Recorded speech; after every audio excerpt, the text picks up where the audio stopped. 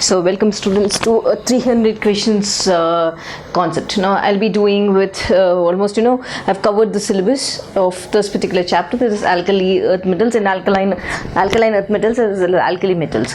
So now let me combine, like I've procured almost 300 questions which are very important for your examination point of view. This 300 questions will include simple, that is normal ordinary thinking skills.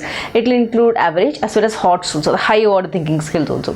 So please grade 11 students also try to concentrate, so that will be revision for you all. So as my board is a bit smaller, I try to pick up from the book only directly. I'll be solving all the questions. I'll try to complete all the 300 questions in 2 or 3 days. Done. Fine. So when I have to speak about the first question, which is related to your alkali metals and alkaline earth metals, that is S block elements. What does this question say? It says, right, one thing you should remember, there will be certain questions which have options more than 2 correct. There is mostly you have only one option correct, but some of the questions where 2 options also will be correct, 3 options may be also correct. So let us see that how to do it. So in this particular question, they've given me ionic carbides undergo hydrolysis and produce hydrocarbons. Which are the correct products formed during hydrolysis, right? What are the correct products? So you should know the reaction, which is the correct product, then combine. Here they've given aluminium carbide gives us acetylene, calcium carbide gives acetylene, boron carbide gives methane, magnesium carbide gives propane, they said. So you need to know the reaction first. That is the reason I've done the whole syllabus first, so that the reactions are clear for you all, and then this. Now let us solve this. The first one, aluminium carbide gives acetylene. So what is the formula? So aluminium Al4C3, when it combines with, because they undergo hydrolysis, is said H2O, what will you get? Aluminium hydroxide plus the leftover is methane, right? So the first one, aluminium carbide and hydrolysis gives methane, but they've given acetylene, correct? So this is a wrong option. They want us to give the correct product. This is wrong. In the second case, calcium carbide. So let me write the calcium carbide, this one. So when I have to write the calcium carbide product, CaC2, fine. So it's calcium carbide when it combines with water. So what do we get? Again, calcium hydroxide plus, you will get acetylene now, C2H2. So this is correct option. The third one, let us go to boron carbide. It undergoes hydrolysis.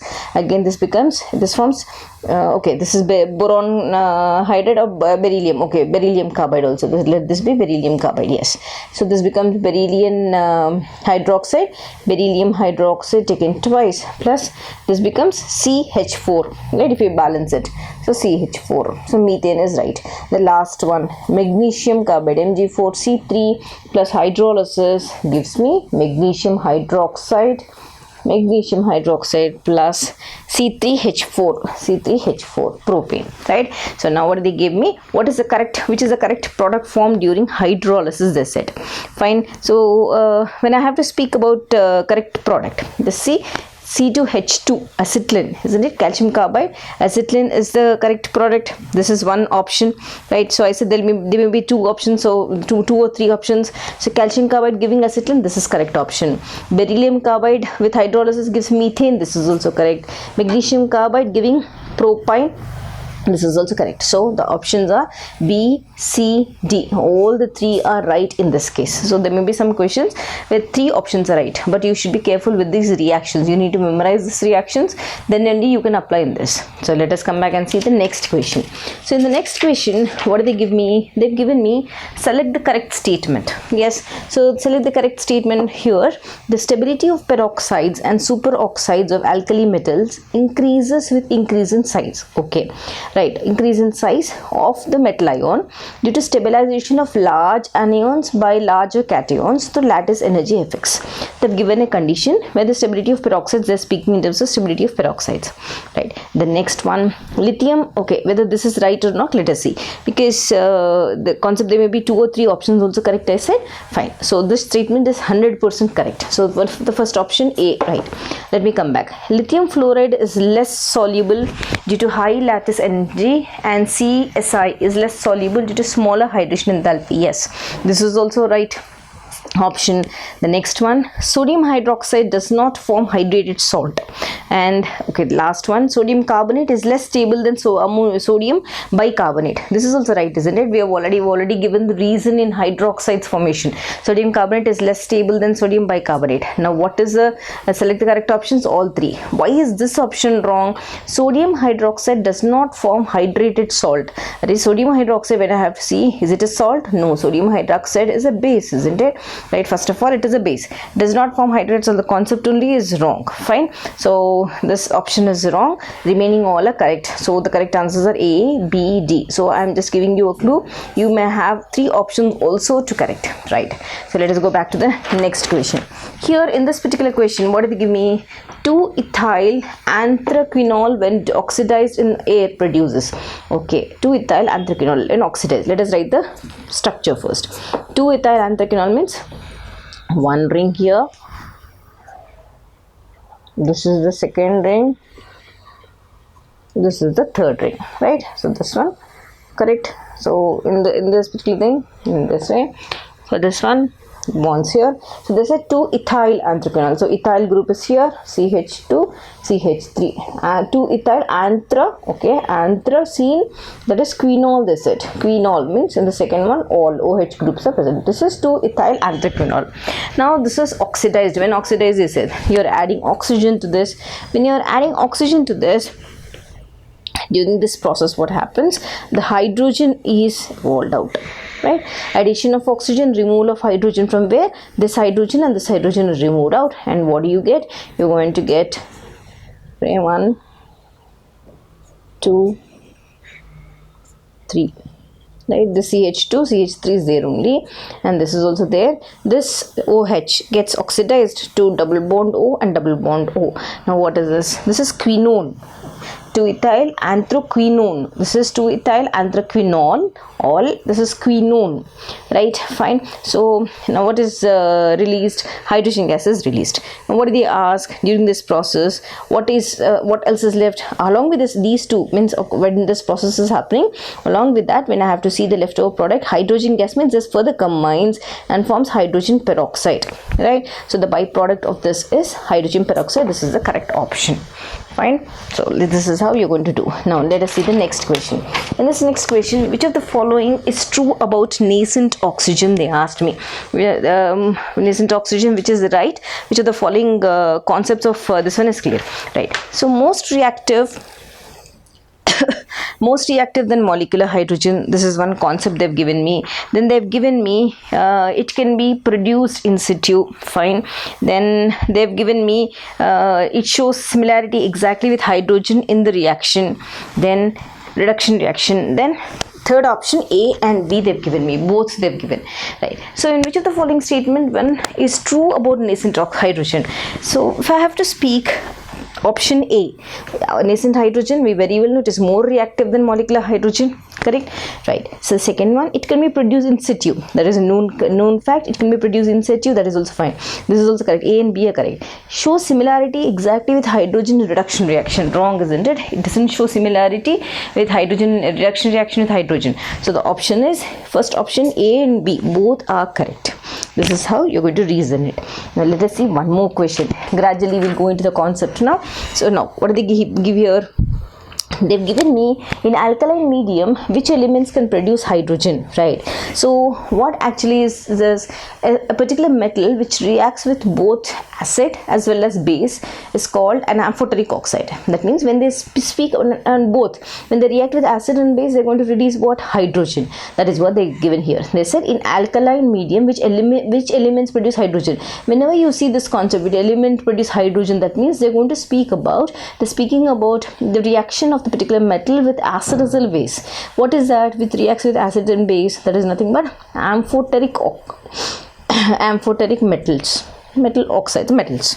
Now, what are amphoteric metals? Remember, zinc is an amphoteric metal, aluminium is an amphoteric metal, tin is an amphoteric metal, lead is an amphoteric, aluminium, okay, written already, aluminum is amphoteric metal. All these are amphoteric metals. Along with that, even silica also comes under that combination. Here, carbon is not amphoteric, isn't it? So, the combination here is zinc with the other one. So, this is the correct option for this. So, remember the amphoteric metals which will react with both acid and base. If zinc reacts with HCl, it will become zinc chloride. If it reacts with sodium hydroxide, it becomes sodium zincate. So this is the thing. Now let us come back and see the next question. So in this next question, what do they give me? The oxide that gives H2O2 on treatment with dilute acid is, they've given 4 oxides which gives H2O2. So for that you should know the reactions first. Let us write the reaction. I already given this hydrogen peroxide, not done, S block I did. So in this particular thing, let us see. So PbO, first one, reacts with dilute acid means you can pick up HCl. Then what will happen? It will become PbCl2 plus Cl2 and water. First one. Second one, what they want? Oxide that gives hydrogen peroxide. No, hydrogen peroxide is not evolved from here. Let us see with Na2O.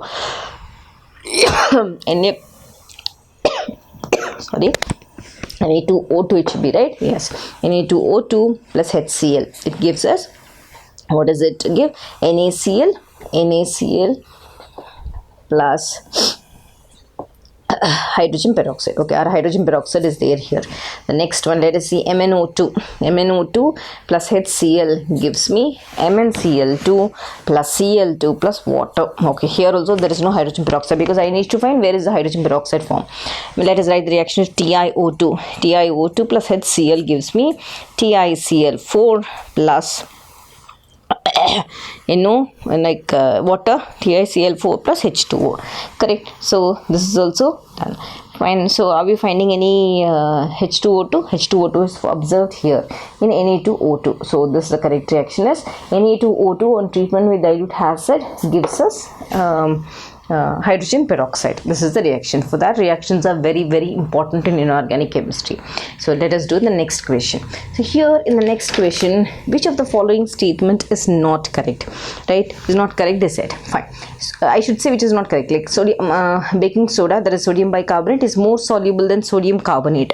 So let us first see this. It is more soluble than sodium carbonate. Okay. Now, if I have to start reasoning, is it the correct statement or not? Let me see. Here only I am getting doubt. What is this? When I have to speak about sodium bicarbonate, what will happen? Sodium bicarbonate, when it is dissolved in water, what does it do? It's going to dissociate into water and sodium hydroxide and carbonic acid, right? Sodium hydroxide and carbonic acid, that carbonic acid further breaks up into water and carbon dioxide. Correct, that's this one. But here when I have to speak about sodium carbonate, when you dissociate, it breaks up into sodium hydroxide, water and carbon dioxide, isn't it?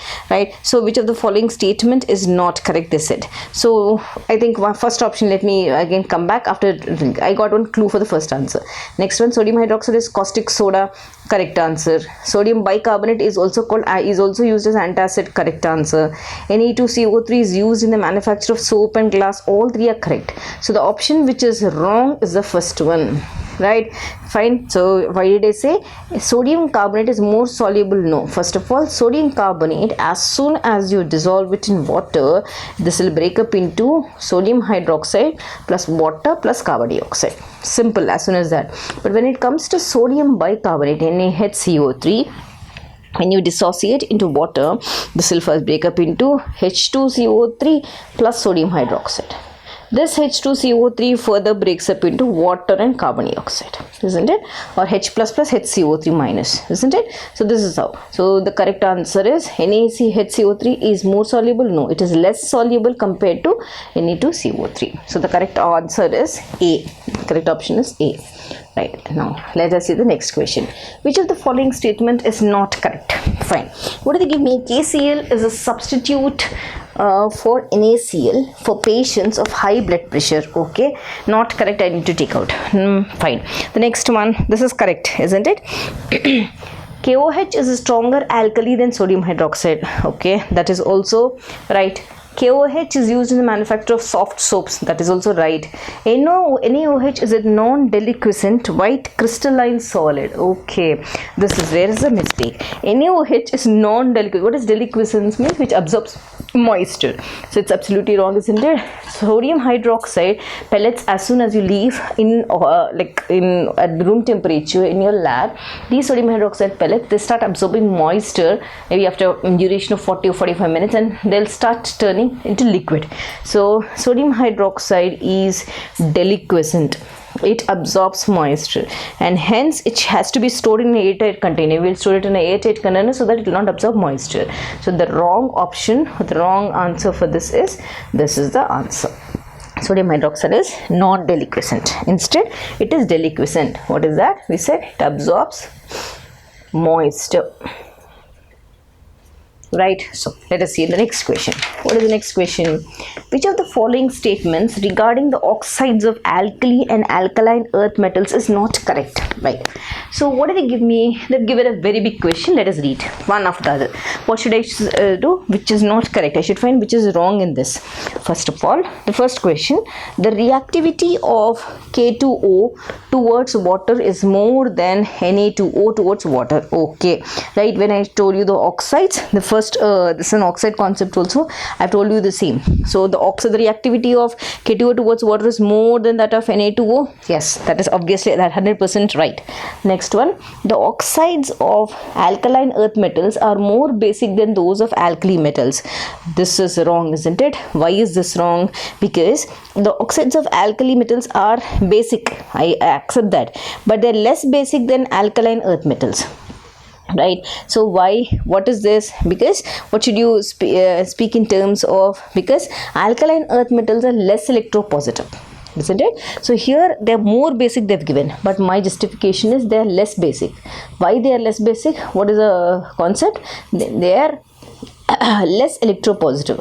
What is less electropositive? Means the ability to donate that pair of electrons or donate that OH minus ions. Correct. So why? Because the size is smaller. When I go from left to right in the periodic table, the size becomes smaller. When the size becomes smaller, it's very difficult for me to release that OH minus ion. So alkaline earth metals are less electropositive. That means less basic. Less electropositive means less basic. So now what is this concept now? Come back. The oxides of alkaline earth metals are more basic or less basic? No, less basic. So this is the correct option. Means the answer should be, this is wrong statement. The answer is B. Let us see this also. MgO is used as a refractory material for lining electrical furnace. This is right again. The next one, the milk of lime and lime water is two different solutions.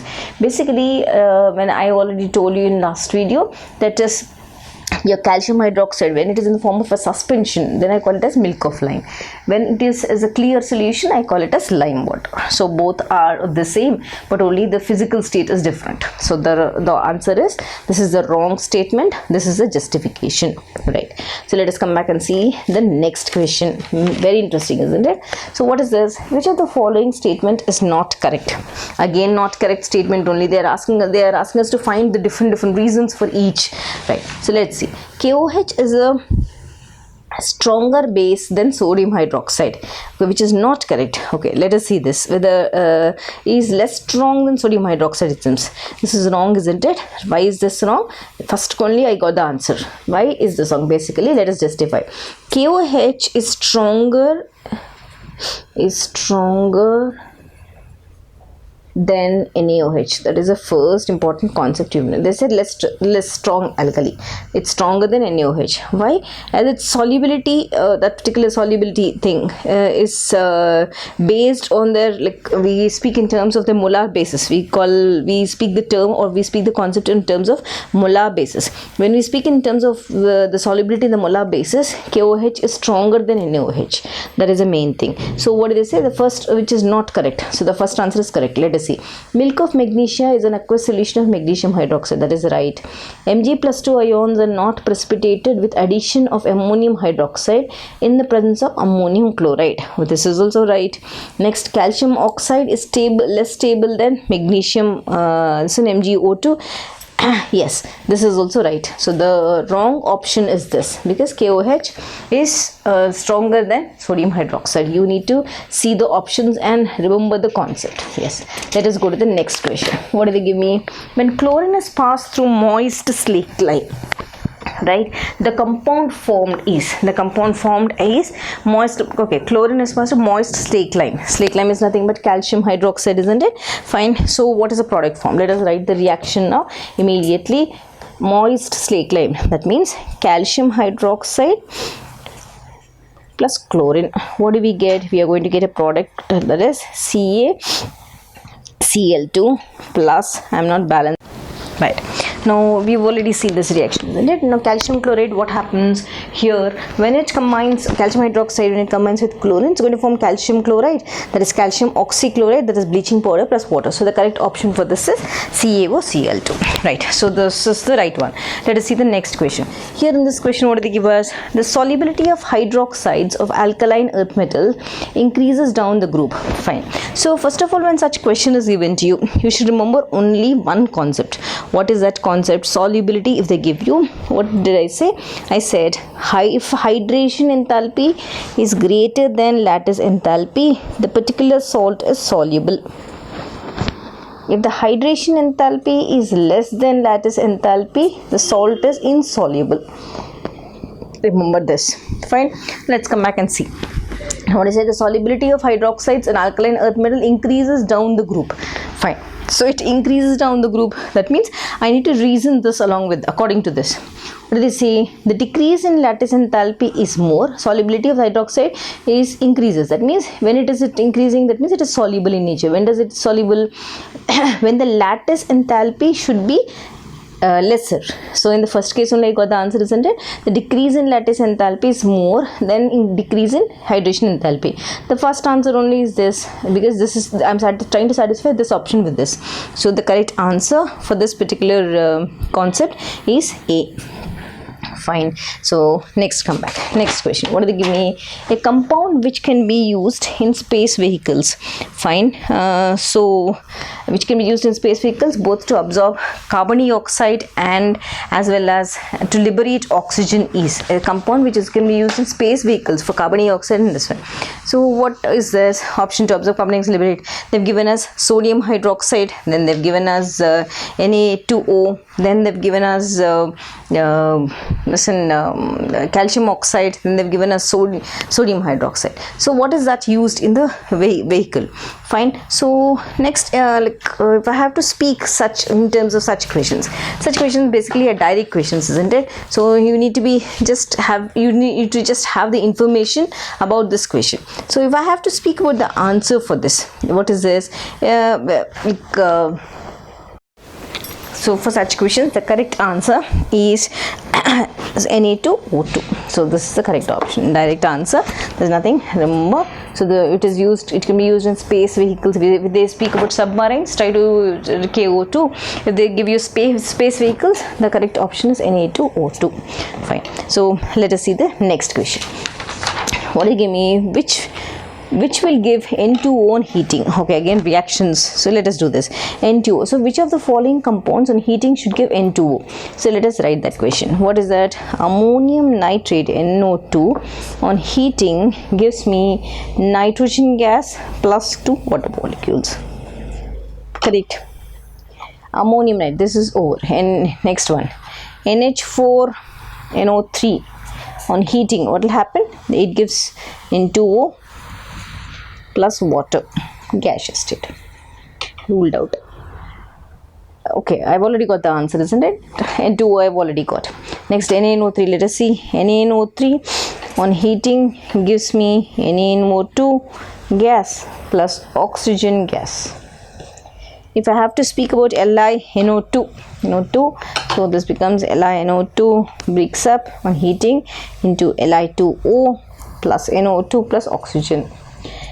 So the correct option is ammonium nitrate on heating gives me N2O. This is the correct option according to the equations. Yes, so right. So let us see the next question. What is the next question?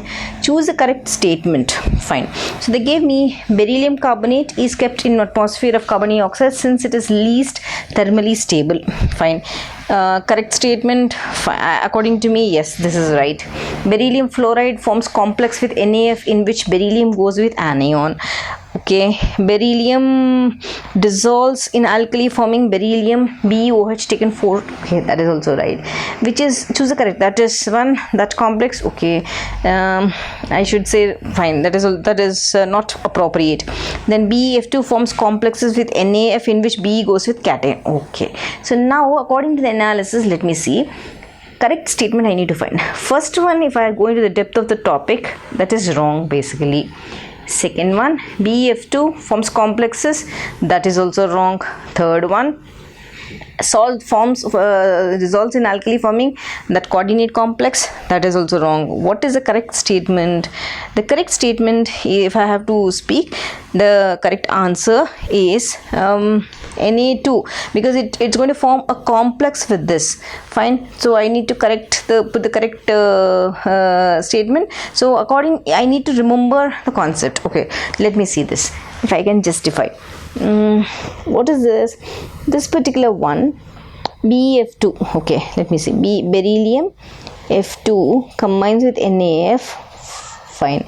What is that? It's going to form a complex, that is Na2. If I take 2 moles of this, Na2 BeF4. Okay, so here they said BeF2 forms complexes with NaF in which beryllium goes with cation, but beryllium is going with anion, right? So my whole analysis is really wrong. What is that? Beryllium is going with anion, so this is a wrong option. Beryllium, this is correct, this is correct, this is also correct, right? So the answer is A, B, C, all 3 are correct. So this is how it forms. It does not go with the cation, it goes with the anion. This is where you need to be careful. Yes. Next question. Setting of plastic of Paris. Setting of plaster of Paris or plastic of Paris. Setting of plaster of Paris, we've said. This is plaster of Paris, is it? What is that? So basically when I have to speak plaster of Paris, only one reaction which I've already taught you. CaSO4 dot 2H2O, so half H2O hemihydrate by 3/2 H2O gives us CaSO4 dot 2H2O. This is gypsum, isn't it? Yes, that is plaster of Paris. This is gypsum. Simple. So here what are they asking? They are asking setting of plaster of Paris, right? Is it oxidation? No. Combination with atmospheric carbon dioxide? No. Dehydration? No. It is hydration leading to another hydrate, right? So it is a hydration, addition of water to form another hydrate. So the correct option is D. That's it, isn't it? Simple. Next question. What do they give me here? Which of the following, which is the most stable halide of alkali metals? So basically whenever they ask you about the stability, what concept should you remember? Just simple. Stability of the particular thing. Speak in terms of delta H formation, standard delta H formation. This formation of delta H, the standard enthalpy of formation. So standard enthalpy of formation you need to speak. Now what is this? If delta H value is more negative, okay, let me write. If the delta H value is more negative, then the particular halide is stable. If there is stable, remember this. So now when I have to speak about the delta H value for NaF, how much is that? 569. Here for this NaBr it is minus 360, NaCl is minus 411, here it is minus 258. Now I said more is the negative value of delta H, more is its stability. So among all, NaF has a maximum value. That's why this is the most stable halide. So this is your concept. Remember this. Fine. Yes. So next one. Next question. Which ion is paramagnetic? They said.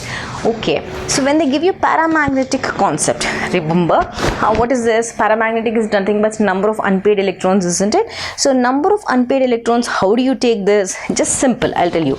Calculate let me take KO2. So KO2, how much is this? The atomic number 19. One oxygen is 8, one more oxygen is 8. Together 35. 35 means it is nothing but odd number, isn't it? So when it is odd number, that means it is paramagnetic in nature. Paramagnetic. Next one, if I have to calculate K2O2, if I calculate, I get 54 electrons. This even K2O, they get 46 electrons. Okay, NO2, I get 23 electrons. Odd one out. Odd one electron you have, isn't it? So odd one out. But here paramagnetic is, and here there's a small deviation also when you draw the structure because of the resonance. So KO2 is only one which is paramagnetic. Try to calculate the number of electrons, you will get to know. Fine. Next question. What are the which are involved in various physiological functions in animals? So simple, isn't it? You need to have the basic information. Sodium, Na plus, animal function, they said physiological functions in animals. So Na plus, where is it used? It is used in muscle contraction. So muscle contract, there are many uses, but I'm just writing the basic one, muscle contraction.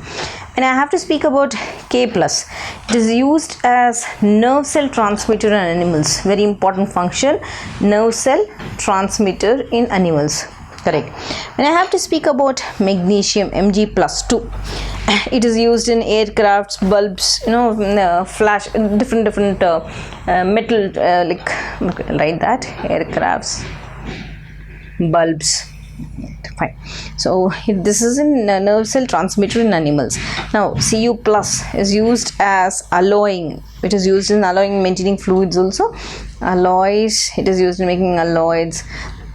Right. And potassium, one more important thing I forgot to say, it is used to maintain fluids. Potassium maintains fluids and electrolytes.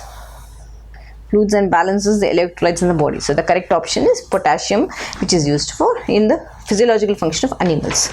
Right. Next question. Select the correct statement or statements. CaCO3 is more stable in a solution of carbon dioxide than in water. Okay. Argonite is a metastable form of calcium carbonate occurring naturally. Calcium carbonate cannot be decomposed by heat. Lithium nitrate on heating is LiNO2 and oxygen. Okay, I need to find the correct answer, correct statement. Basically calcium carbonate is more soluble in a solution of carbon dioxide than in water. It's 100% correct option, isn't it? Yes. Next, argonite is a metastable. Okay, what is argonite? Argonite basically is a mineral consisting of calcium carbonate. Fine. So it is a metastable form of calcium carbonate. Yes, it is right. Yes. Now let us see the wrong answers. Calcium carbonate cannot be decomposed by heat. Wrong, isn't it? Why? Because calcium carbonate on heating gives me calcium oxide plus carbon dioxide. Lithium nitrate and sorry, and heating gives, right, nitrogen dioxide, isn't it? Not oxygen. So this also is a wrong statement given. Fine. Like lithium oxide plus nitrogen dioxide, this is also wrong statement. So this is also wrong. This is wrong. The correct option is A and B. This is what is important. Next question. Let us see the next question. So which of the following mixtures cannot be prepared? Fine. Which of the following cannot be prepared, they said. So when I have to speak about this, I'll just directly tell you the answer. The correct answer is this. This cannot be prepared. Why? Because when, let me write the reason. Because Na2CO3, when you like these two, when these two combine, okay, let me write the reaction. NaHCO3 plus NaOH. When they combine, what do they form? They form Na2CO3 plus water. Right. So now the carbonic acid, whatever is there, is still an acid in this case, isn't it? When it's still an acid, what can we do? This bicarbonate, it can lose its proton to give CO3 because it's still an acid. When this dissociates, this becomes H plus and CO3 minus. So it can give H plus proton to give CO3 minus. So CO3 minus is a conjugate base of this, isn't it?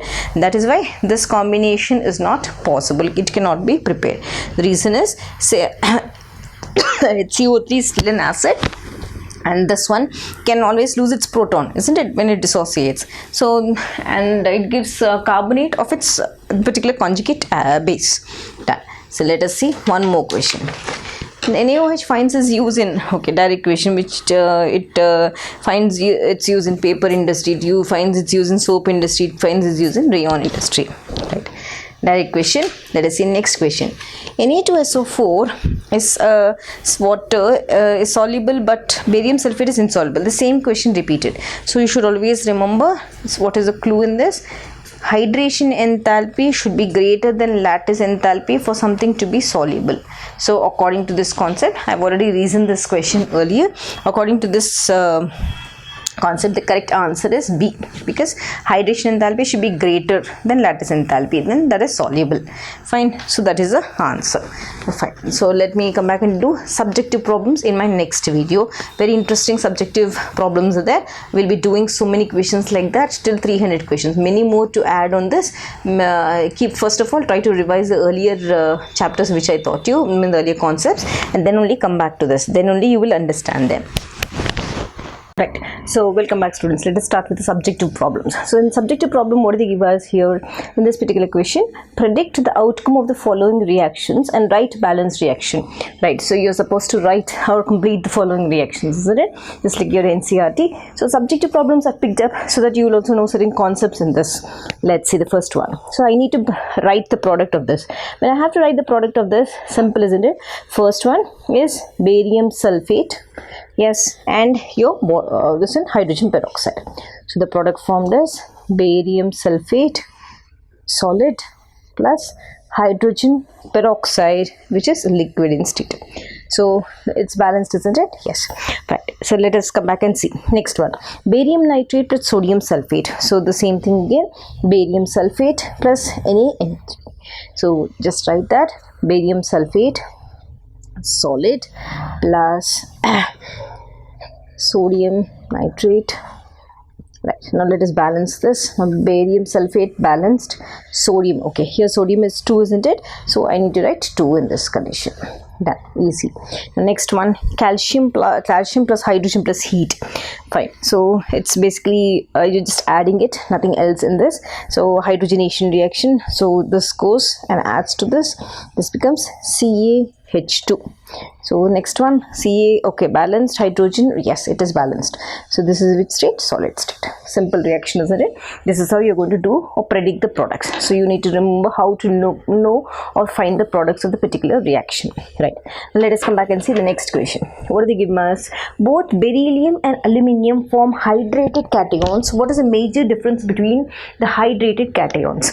That is what. So beryllium and aluminium, they form hydrated cations. That means they're going to combine with water and form a complex. What is the difference? The only difference is the coordination number.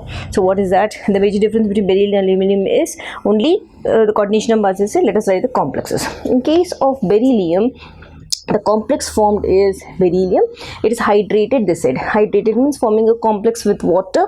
So beryllium forms a hydrated complex with water with coordination number 4. This is the coordination number. That is number of ligands attached to the metal atom. And this is +2. So here the coordination number is 4. Fine. When I have to speak about aluminium, aluminium also forms a hydrated complex with water. The coordination number in this case is 6. Right, so this is +3, so the coordination number is 6. This is the only difference between both of them. Simple, isn't it? Right, now let us come back and do the next question, so that at least like this you'll know the concepts. That is the reason I took it up. Now, explain why beryllium carbonate and beryllium sulfate are unstable to heat. Okay, while beryllium carbonate and barium sulfate are stable. Why is this? Okay, beryllium carbonate and barium sulfate, okay, the difference, fine. Beryllium carbonate, beryllium sulfate, okay, barium carbonate, barium sulfate, fine. So this is beryllium and this is barium. Let us see what is the difference. So first of all, I have to speak why are barium carbonate and barium sulfate are unstable to heat. That is what I need to explain. Now, write down. First important thing we should remember is whenever I do the decomposition of a salt, right? So what the formation of new compound, what will happen then? then when you decompose that particular salt, when there is a formation of new compound, that will involve the lattice energy, isn't it? You need to break the crystal lattice, right? So for beryllium carbonate and beryllium sulfate, fine. So beryllium oxide will be formed by decomposition. That is what, isn't it? So beryllium carbonate, when I have to see this becomes beryllium oxide plus carbon dioxide. Yes. Now the amount of energy, what will happen? The doubly charged ions will have that particular thing, beryllium plus 2 and carbon dioxide. So that will have high lattice energy for beryllium oxide. So which will happen? What will happen? It will make the reaction, or the reaction is also favored by this particular thing. Reaction is favored by increase in entropy, right? So since the gaseous product is formed, this is what is important. Okay, let me write what I have told just now in form of words. First, what will happen for beryllium carbonate and beryllium sulfate? What will happen when they dissociate? This also forms beryllium oxide. This also forms beryllium oxide. Correct? Yes. Now, so what will happen? The amount of doubly charged ions. Now, this is which charge? This is Be plus 2 here, and this is O minus 2. Here also the same case, isn't it? Right. So the doubly charged ions will result in high lattice energy, because you're trying to form the ion from this, you're breaking the crystal lattice and forming the ion. So what will happen in this case? The lattice energy increases. High lattice energy. Correct? Yes. So which will drive the reaction? So what will happen to this, that particular thing? It will try to drag or drive the reaction towards product formation. What type of product formation? So in the other words, the reaction is also favored by increase in entropy. This whole thing in this concept. So reaction is favored by an increase in entropy, disorderliness in the system, right? Since a gaseous product is formed, because this particular thing, since gaseous product is formed, so now product is formed. So now this is the concept. Because of this entropy, because of this disturbance, there is instability in the compound. So beryllium carbonate and beryllium sulfate is unstable to heat because of the formation of gaseous compound. This gaseous compound will cause the entropy increase. When the entropy is increased, disorderliness will increase. When the disorderliness increases, when does this happen? When there is a gaseous product. That is why they are unstable. So these are the keywords which you should use it, right? So this is done. Let us come back to the next question. Fine. So this particular question in this given us, let us read. Identify the element X in each of the following. Yes. The reaction between metal X and water is quite slow. Okay. Among the alkali metals and alkaline earth metals. So if I have to speak, on alkali metals, the reaction of lithium, the first element, with water is very slow, isn't it? So the first one, reaction for metal, the element is lithium. This is the answer, right? I also showed you the reactions of lithium. Why is it slow? Whether it is reacting or not also I've explained. Please watch the video for that. Next, X is a reactive metal which forms 3 ionic oxides with compositions X2O, XO2 and X2O2. Okay, this is peroxides, isn't it? Oxide and peroxide. So I said except lithium, remaining all form oxides and peroxides. So for the second one, the option, okay, they've given something else. The perchlorate HClO4 is insoluble in water. Okay, so they form this. When you see this combination, immediately you have to remember the metals which form other than lithium are potassium, rubidium or cesium. These three will form oxides and peroxides, right? So next, X is the most abundant element of group 1. So the element which is abundant in group 1 is sodium, isn't it? Yes. Next one, the chemistry X resembles that of magnesium. Okay, here I can directly say chemistry of X, diagonal relationship, lithium resembles magnesium. So the element is lithium. So first is also lithium, here also this is lithium. Come, right. So this is how you're going to reason the question. Let's see the next question. What do they give us? Which of the following statement is incorrect? I need to find which is incorrect, wrong statement. The halides of all group 1 metals are largely ionic, he said. Right. Fine. So they are ionic in nature, isn't it? Yes, this is right. Fine. RbO2 is stable because the large Rb plus ion stabilizes the anion. Okay, this is according to the Fajan's rule. That is understood. Down the group, atomic or the ionic size increases. This is also right. Next one. All group 1 oxides are basic. Okay. Metals are always basic oxides, isn't it? Non-metals are acidic oxides. So group 1 are basic oxides, right? Next, the oxidation state of potassium in K2O2 is +2. Oh, this is wrong, isn't it? Why? Let us see why this is wrong. So actually the answer is D. Let us see why this is wrong. In this case, K2O2, how does it dissociate? Potassium has, basically when I see, it is maximum of +1 oxidation state, right? So how does this dissociate into? This dissociate into K2. Okay, this is +1 O2 -2. So what is the oxidation state? +1 is the oxidation state. So here what did they give us? They've given us +2 is the oxidation state. This is the wrong statement. Remaining all are right. So the answer is +2, that is D.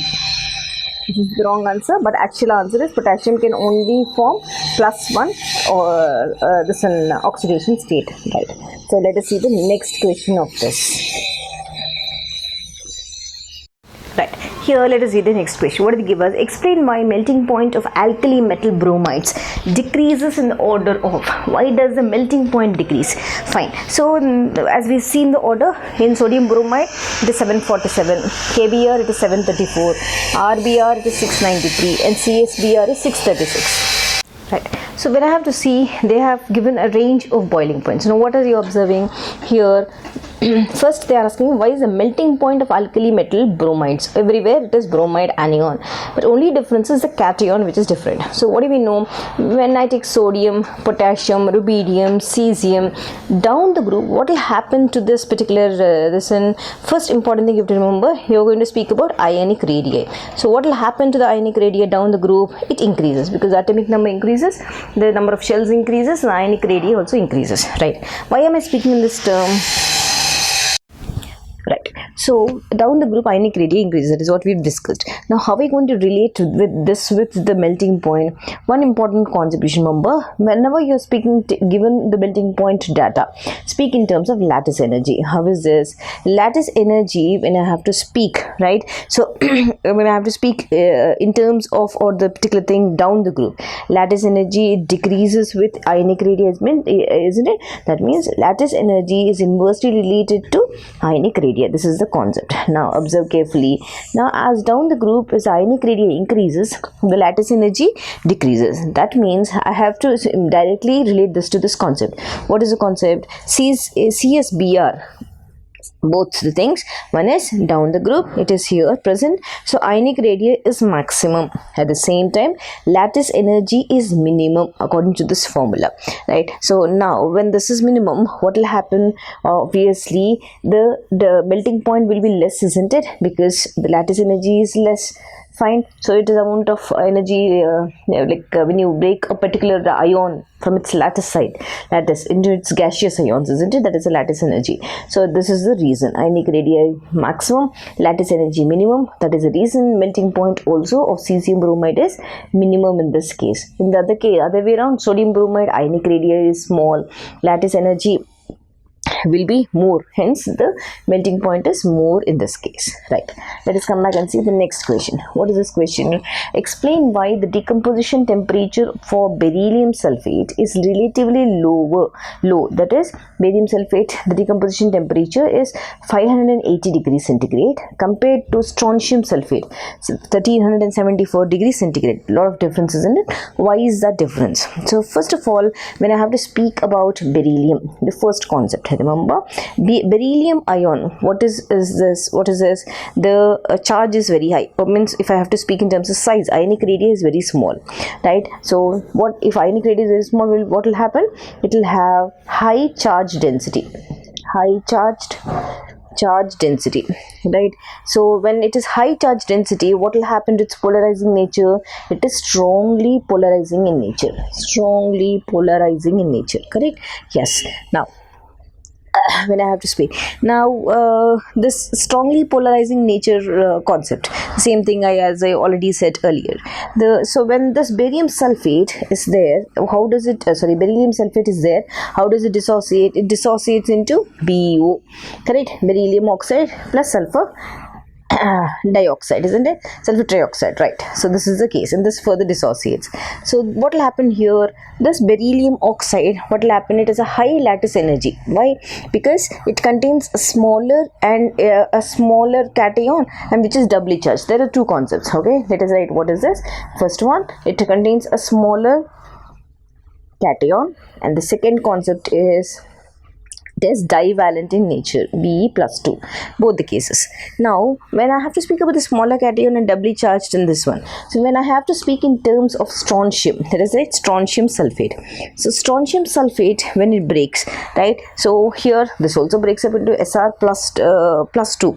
But what is happening here? The ionic radii in this case, or the cation, ionic radii or the cation is larger compared to beryllium, so larger cation. Fine. So, and next, this is also divalent, not a problem.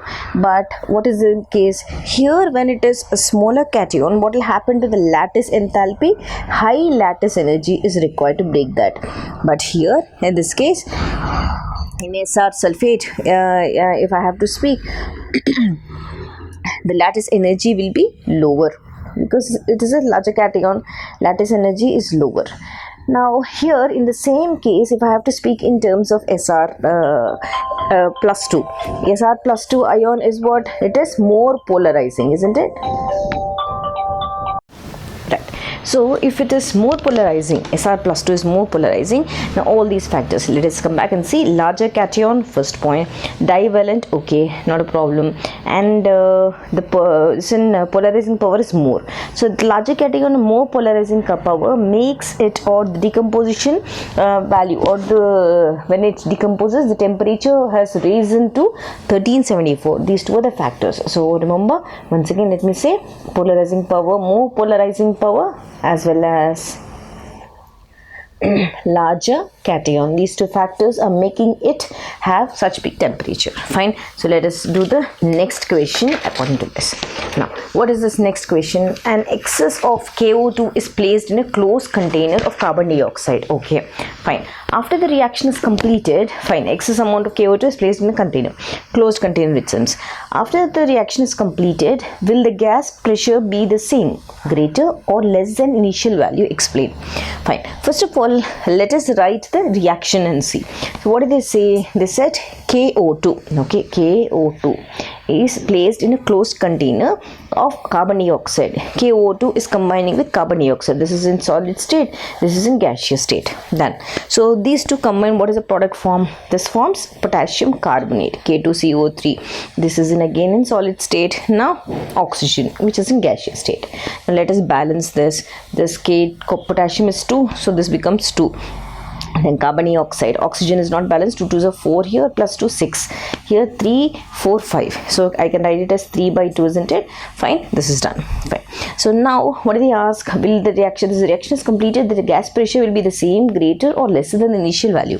So first of all, the gas pressure will increase as the number of moles of the gaseous product increases, isn't it? Right. So once again, when does the gas pressure increase? Gas pressure will increase as a number of moles of the gaseous product is 3 by 2, means like 3 by 2, while that of gaseous reactant is 1, isn't it? Why? Gaseous reactant here is carbon dioxide, here the gaseous reactant is oxygen, here the gaseous reactant is 1, and the gaseous the product is 3 by 2. So obviously what will happen? The gas pressure will increase. So gas pressure increases. Why? Again I said the same, because here in the LHS side the gaseous reactant was 1, on the RHS side the gaseous reactant was 3 by 2. This is the reasoning question. Fine. Let us see one more question of this. Fine. A bigger question. So identify the group 2 element in each of the following. Right? They are asking me to identify the element. So now let us read the question. The group 2 element X in each of the following. The sulfate XX4 is highly soluble in water and X forms most soluble hydroxide XH2. Fine. So the sulfate XX4 is highly insoluble in water, right? Not insoluble, insoluble in water. So the element whose sulfate is insoluble in water is barium, isn't it? We have studied in sulfates also. So and X forms most soluble hydroxide. Okay, hydroxide order also I have taught you. So the element here is barium. Next question. the chemistry of X is quite different from that of element of the group. So we very well know the first element of all the groups, the chemistry is different. So beryllium is the first element. Now in this case, X forms organometallic compounds and RxBr, that is organometallic, just like Grignard's reagent RMgX, X forms organometallic compound. So which forms organometallic compound? Nothing but magnesium, isn't it? So which are widely used. So the element is R stands for, this one stands for Mg, magnesium is the metal, remember, right? MgBr. RMgBr would be this X, that X is Mg. So first element, this is the option, second element, this is the option, third is this is the option. Fine. So let's come back and do the next question here, right? In this question, what did they give us? Element A burns in nitrogen to give an ionic compound B. Okay, the compound B reacts with water to give compound C and D, right?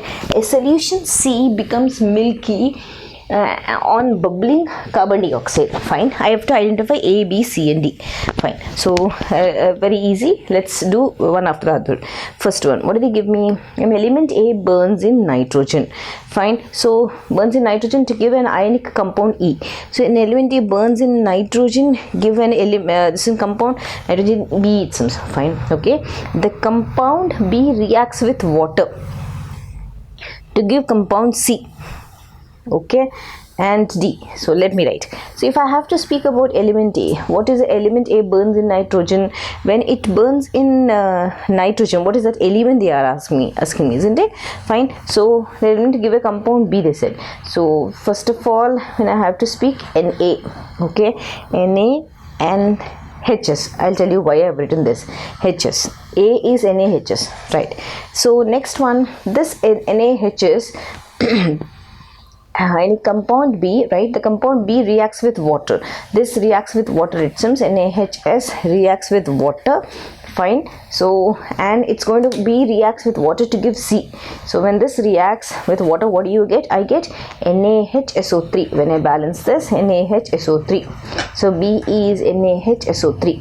Okay, right. And after that, B, okay, with water to give C and D. Fine. So when I have to balance this, when I balance the whole this one, you get one more product along with that, that is Na2S2O3 also, right? So just I'm here try to balance it. I'm not balancing it, just I've written the product. So this is B, this is C. So B is, so C is Na2S2O3. Fine. So now see, they said B gives C and D, they said, right? So C and D, okay, they're heating it further. Okay, what is this? They said this on B reacts with water. So this is A, okay, this is B, this on heating, yeah, this B on reacts with water. This is important, isn't it? I was wondering why, how. Yeah, this when reacts with water gives compound C. Along with this, you get one more gaseous state, that is D, that is sulfur dioxide. Fine. Now C and D, and they said a solution C becomes milky on heating. A solution C becomes milky on heating, they said, and a solution milky on bubbling carbon dioxide. Identify A, B, C, D. Okay, becomes milky on bubbling with carbon dioxide. Fine. This is also fine, isn't it? So all these things are matched up. This is the answer. Fine. Next question. Do the Right, let us read this question. Next question, what is subjective type? Do the alkaline earth metal ions form many complexes, right? Okay, are group 2 elements better or worse than group 1, okay, at forming complexes? Okay, they've asked us to compare. What is the reason for the difference? Fine. Which of the metal ions in the group is best at forming complexes, whether it is group 1 or group 2, they're asking, right? So first of all, let us start. Yeah, when I have to speak about alkaline earth metals, they can form complexes. Fine. Group 2 metal ions are they're better in forming complexes than group 1. So why? What is the reason? So first of all, the answer is group 2, that is alkaline earth metals form complexes. Okay, this is also okay. Now let us give the reasons. What is the reason? First of all, as I move from left to right in the PDF, what will happen? First important concept, smaller cation, size decreases. Smaller cation from left to right. Next, they are bivalent in nature. That is, what is that? Is M+2 charge. Yes, and when they have bivalent, what will happen? They have greater positive charge density, because the first one is +1. Alkali metals is +1. This is +2. So what will happen? Greater positive charge density. Okay, this is done. Fine. So this is the main concept for forming complexes. The positive charge concept, positive charge, that is bivalent charge, is the most important thing. So essential condition for forming complexes, more positive charge. So beryllium is, so what can I conclude? Beryllium is best at forming complexes among group 2 metals. Among which of the metal ion is the best, they said? So among this, beryllium is best for forming complexes, right?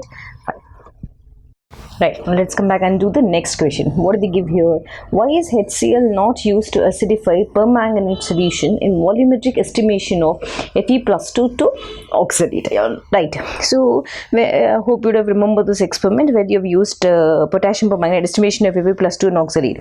Right, so what they're asking, why is HCl not used? So basically, this is because the oxygen which is produced when you perform this experiment, the oxygen which is produced from K1O4 and HCl, right? So let us write what am I trying to say? Oxygen produced from K1O4 and HCl. Right, there's oxygen produced in the reaction. So where is this oxygen? Why is this HCl not used? This HCl is not used because that oxygen, whatever is there, it is used in oxidizing HCl to chlorine. That is the main reason. This HCl combines, that oxygen which is released from here is combining, because that is an oxidizing agent, it's combining, forming water plus chlorine, right? So if I balance 2 and 2 here, so 2 2s are 4, 5. So this is the main reason. So once again, they are asking us, why is HCl not used to acidify potassium the permanganate solution in volumetric analysis? The main reason is, whenever this reacts, oxygen is produced. That oxygen converts or oxidizes HCl to Cl2. From HCl to Cl2, this oxidizes. So that's the main reason we are not using it, or the HCl is not used. This further already got oxidized to HCl. So it got oxidized, HCl is oxidized to Cl2. That is the main reason. It is not left anymore, isn't it? Done. So next question. What they ask me? Why is copper sulfate 5H2 colored? Pentahydrate, why is it colored? So what is the exact reason? Let us see. We all know that it is because of water crystallization. But so what if you just speak a perfect concept? You just speak in the presence of water. You know, water is what is it? It acts as a ligand. So what will happen? The d orbitals of Cu+2 ion, right? It splits up into 2 sets, isn't it? One with the lower energy and the other with the higher energy, right? So from what happens from the white light, when white light falls on this, right? So according to that the wavelength of particular copper, because it splits up into 2 levels, isn't it? Right, so this is what we have studied. 1 2 3 4 5. This splits up into 2 sets. Fine. Right, so when this splits up, what will happen? When the white light falls on this, the red wavelength is absorbed or when one electron from here, it goes to the higher state, this is going to absorb the red wavelength, right? And on excitation of electron from lower to higher energy level, it absorbs which wavelength now? Red wavelength, I said. Fine, so red wavelength is absorbed. Fine, so now the complementary color of red, what is the complementary color? Is blue, isn't it? Complementary color is blue. Complementary color is blue. Fine. So because now what happens? The complementary color is blue and this is reflected. So this reflected light, because of this reflected light, it is blue in color. Copper sulfate pentahydrate is blue in color. That's it. That is the answer how we should give. Right. Now what? Next question. Most of the transition metals do not displace hydrogen from dilute acids. So whenever they speak about such concepts, your main concentration should be on the reduction potential or the oxidation potential. So first of all, what should you write? One simple answer. This is because most of the transition metals have negative oxidation potential values, isn't it? Fine, when you see in the electrochemical series, that is the main reason. They do not displace, they can't displace hydrogen because present there in the electrochemical series. Only reason is they have negative, the correct answer should be negative oxidation potentials. Negative oxidation potential, that is apt to the particular question. Correct answer, perfect word to that. That is why it can't replace hydrogen. Done. Let me go back to the next question. Here, okay, there's a page left here. Let me see. Yeah, no. So what do they give here? K2PtCl6 is well-known compound, whereas corresponding nickel compound is not known. State a reason for this. Why is it not known? Fine. So what is the reason? Pt plus 4. Here, this particular thing, when I calculate the oxidation state, now this is X, this is 6 minus 6, and this is 2. So when you subtract, the oxidation state of platinum will become 4, right? So now when I have to speak, they said this is known, nickel is not known. Now when I calculated, I got platinum as plus 4. So platinum plus 4 is more stable than nickel plus 4. This is the understood concept. Plus 4, right? Fine. So now, and the sum of ionization enthalpy energies of, because 4, first time I take out 1, second time I take out 2, third time I take out 4, third ionization, 4 I take out 4 ionization enthalpies. So the 4 ionization enthalpies of this, whenever I take of platinum, is less than that of nickel, because if the ionization enthalpy is high, we don't prefer, isn't it? We try to just see if with less ionization energy, the product, the electron is released. So the sum of 4 ionization energy is less than that of nickel. That is the main reason this platinum complex is known compared to nickel. Nickel is not known because of its higher ionization enthalpy and its stability. These two are the factors. Done. Hope it is clear. Let's come back and do the next question. What is this?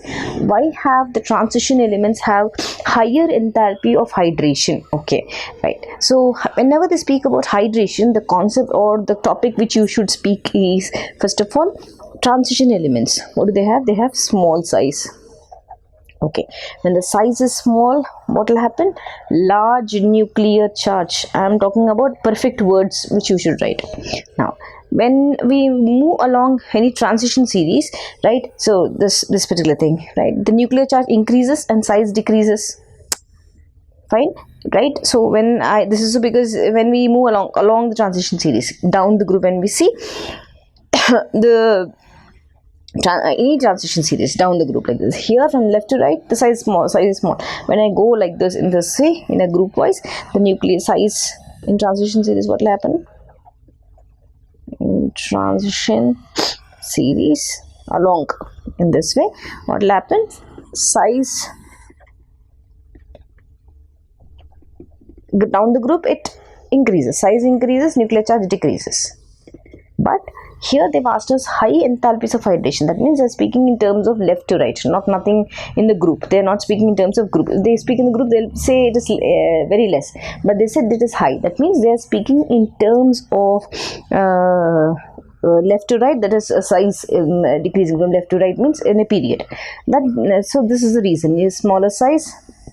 They also show lanthanide contraction in between, isn't it?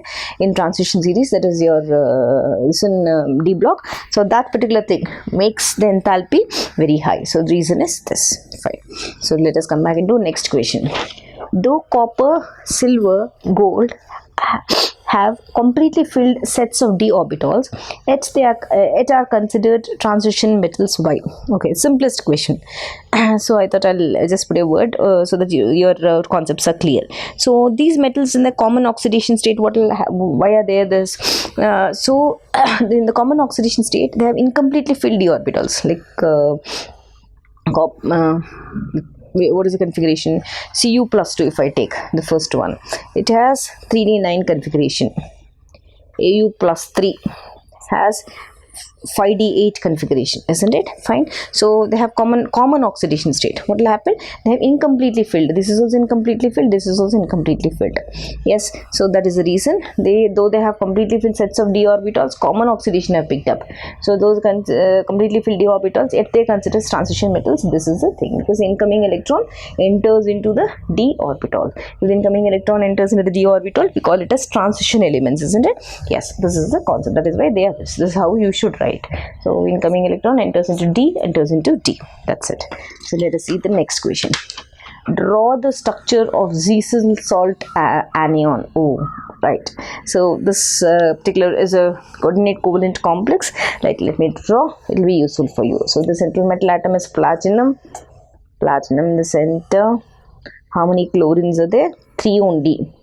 1 chlorine, 1 chloride, 1 more chlorine. The next one, you have this group attached. This group is attached here. 1 carbon, there are C2s, double bond. C2H4 means alkene, isn't it? Yes, hydrogen, hydrogen, hydrogen, hydrogen. That's it. So what is the charge? The overall charge is minus. This is the salt anion. This is how you're going to draw a little bit here. This is where your alkene is linked. Fine. So let us see the next question. Let us solve the next question now. So here, what do they give me? CrO3 dissolves in aqueous. Okay, now from the subject to this one, I've come to a concept which is again it's an MCQ question. Let's see this. So they've given us CrO3 dissolves in aqueous solution to give 4. They've given us 4 options. Let us see. CrO3 dissolves in aqueous solution to give which one? So basically CrO3, fine. So what is the reaction aqueous solution when I have to see with these two? CrO3 plus NaOH aqueous gives me Na2CrO4, sodium chromate plus water. They are asking us which ion is formed among these. Sodium chromate, what is the ion present? It is nothing but CrO4 minus, isn't it? Right? This breaks up into 2 Na plus CrO4 minus 2. So the anion which is present is CrO4. So the correct option is B. Right? Hope this is clear. Right. So next question. And the reaction 4KCN plus FeCN2 gives products. The product form can give the test for. Okay. So what is this concept? Basically, it is a concept between double salts and complex compounds. So here, what do we have? We have complex compound, isn't it? So what do we know? Whenever when they are dissolved, when the reaction forms, the complex compounds do not lose their identity, right? So when you dissolve, when the product is formed, it will not dissociate. Just like a double salt, it will not dissociate into K plus Cn minus, Fe plus Cn minus. This whole, it will maintain its identity, isn't it? So it does not lose its identity. So what is the ion formed when you dissolve? The option would be K plus and FeCN6. They will remain like that. Why? Reason is because it is a complex ion. Complex ion does not lose its identity. This is the concept. Right. So next, let us come back and do some more questions on this. Let's come back and do the next set of questions. Right. Hope you're all following what has been taught all these days. Right. I felt the revision this way would be more useful for your NEET examination. I expect all the students to do wonderfully. Right. So when I have to speak about this question, let us read. What do they give us? First, second, third ionization enthalpies or ionization energies are first one is 737 kilojoules per mole, second is 1451 kilojoules per mole, and the third is 7753 kilojoules per mole. Such a huge difference. Okay, the element can be find that given the ionization enthalpies, I need to find the element. So when I have to find the element, simple logic. First let us write sodium 11. So 1 is 2, 2 is 2, 2p6, 3s1. So first ionization energy 1 done. Okay, they will remove this. Fine. So second ionization energy to remove this is a gas configuration, isn't it? But still it is less. That means this is not the element. Let me come back and see boron. Atomic number 5. 1s2, 2s2, 2p1, right? 5. So here first ionization energy, if I remove, right, this is removed. The second ionization and the energy, this is also stable, this is also stable, but still it is less, right? That means this is not the element. I need to use the third ionization enthalpy also. Aluminium is 13, 1s2, 2s2, 2p6, 3s2, 3p1. So first ionization energy, second ionization energy, third ionization energy. Every time you'll be removing one electron, isn't it? That means the third ionization energy, this is loosely held, so it will not require so much of energy to remove the electron, right? This is also ruled out. So left over is magnesium. Let us see this: 1s2, 2s2, 2p6, 3s2. Done. Now see the difference. First ionization energy 737 kilojoules. Second ionization energy 1451 kilojoules. In the third ionization energy, when I have to remove the electron from inert gas configuration, what is this? 2s2, 2p6, isn't it? Ns2 and p6. So this is your inert gas configuration. This inert gas configuration will require a lot of energy, a lot of ionization enthalpy. That's why the element will be magnesium. The correct answer is magnesium. This is the answer. This is how you're going to do. Now let us read this question. An element reacts with hydrogen to form a compound A. Okay, an element reacts with some that form a compound A. Right, which on treatment of water liberates hydrogen gas. The element can be chlorine, selenium, calcium, or nitrogen. I need to solve this. First of all, let us write the reaction. So if I take chlorine first, Cl2, if it reacts with hydrogen, because there's an element reacts with hydrogen, what is it going to form? 2HCl. Then they said which on treatment of water. Okay, then going to treat with water and it will dissociate into H3O plus Cl minus. Right? Now, let us see. And when treatment with water, it liberates hydrogen gas. Did it liberate hydrogen gas? No, isn't it? So this is not chlorine. Next comes selenium. When selenium reacts with hydrogen, it's going to form hydride of selenium. Correct. Now we need to see if there is hydrogen gas released or not. Fine. So hydride of selenium, then this is treated with water. What do I get? I'm going to get HSC plus H3O plus. Here also there is no hydrogen released. Next compound is calcium. Let us see this with calcium and see whether this is correct or not. Now when calcium reacts with hydrogen, I am going to get calcium hydride. Now this when treated with water, if you balance two water molecules, you get calcium hydroxide and the leftover is hydrogen gas. That's it. Simple, isn't it? Now I've got the answer directly. So nitrogen, last one, hydrogen gives ammonia. This one further gives ammonium ion plus what? Okay, let us write that also.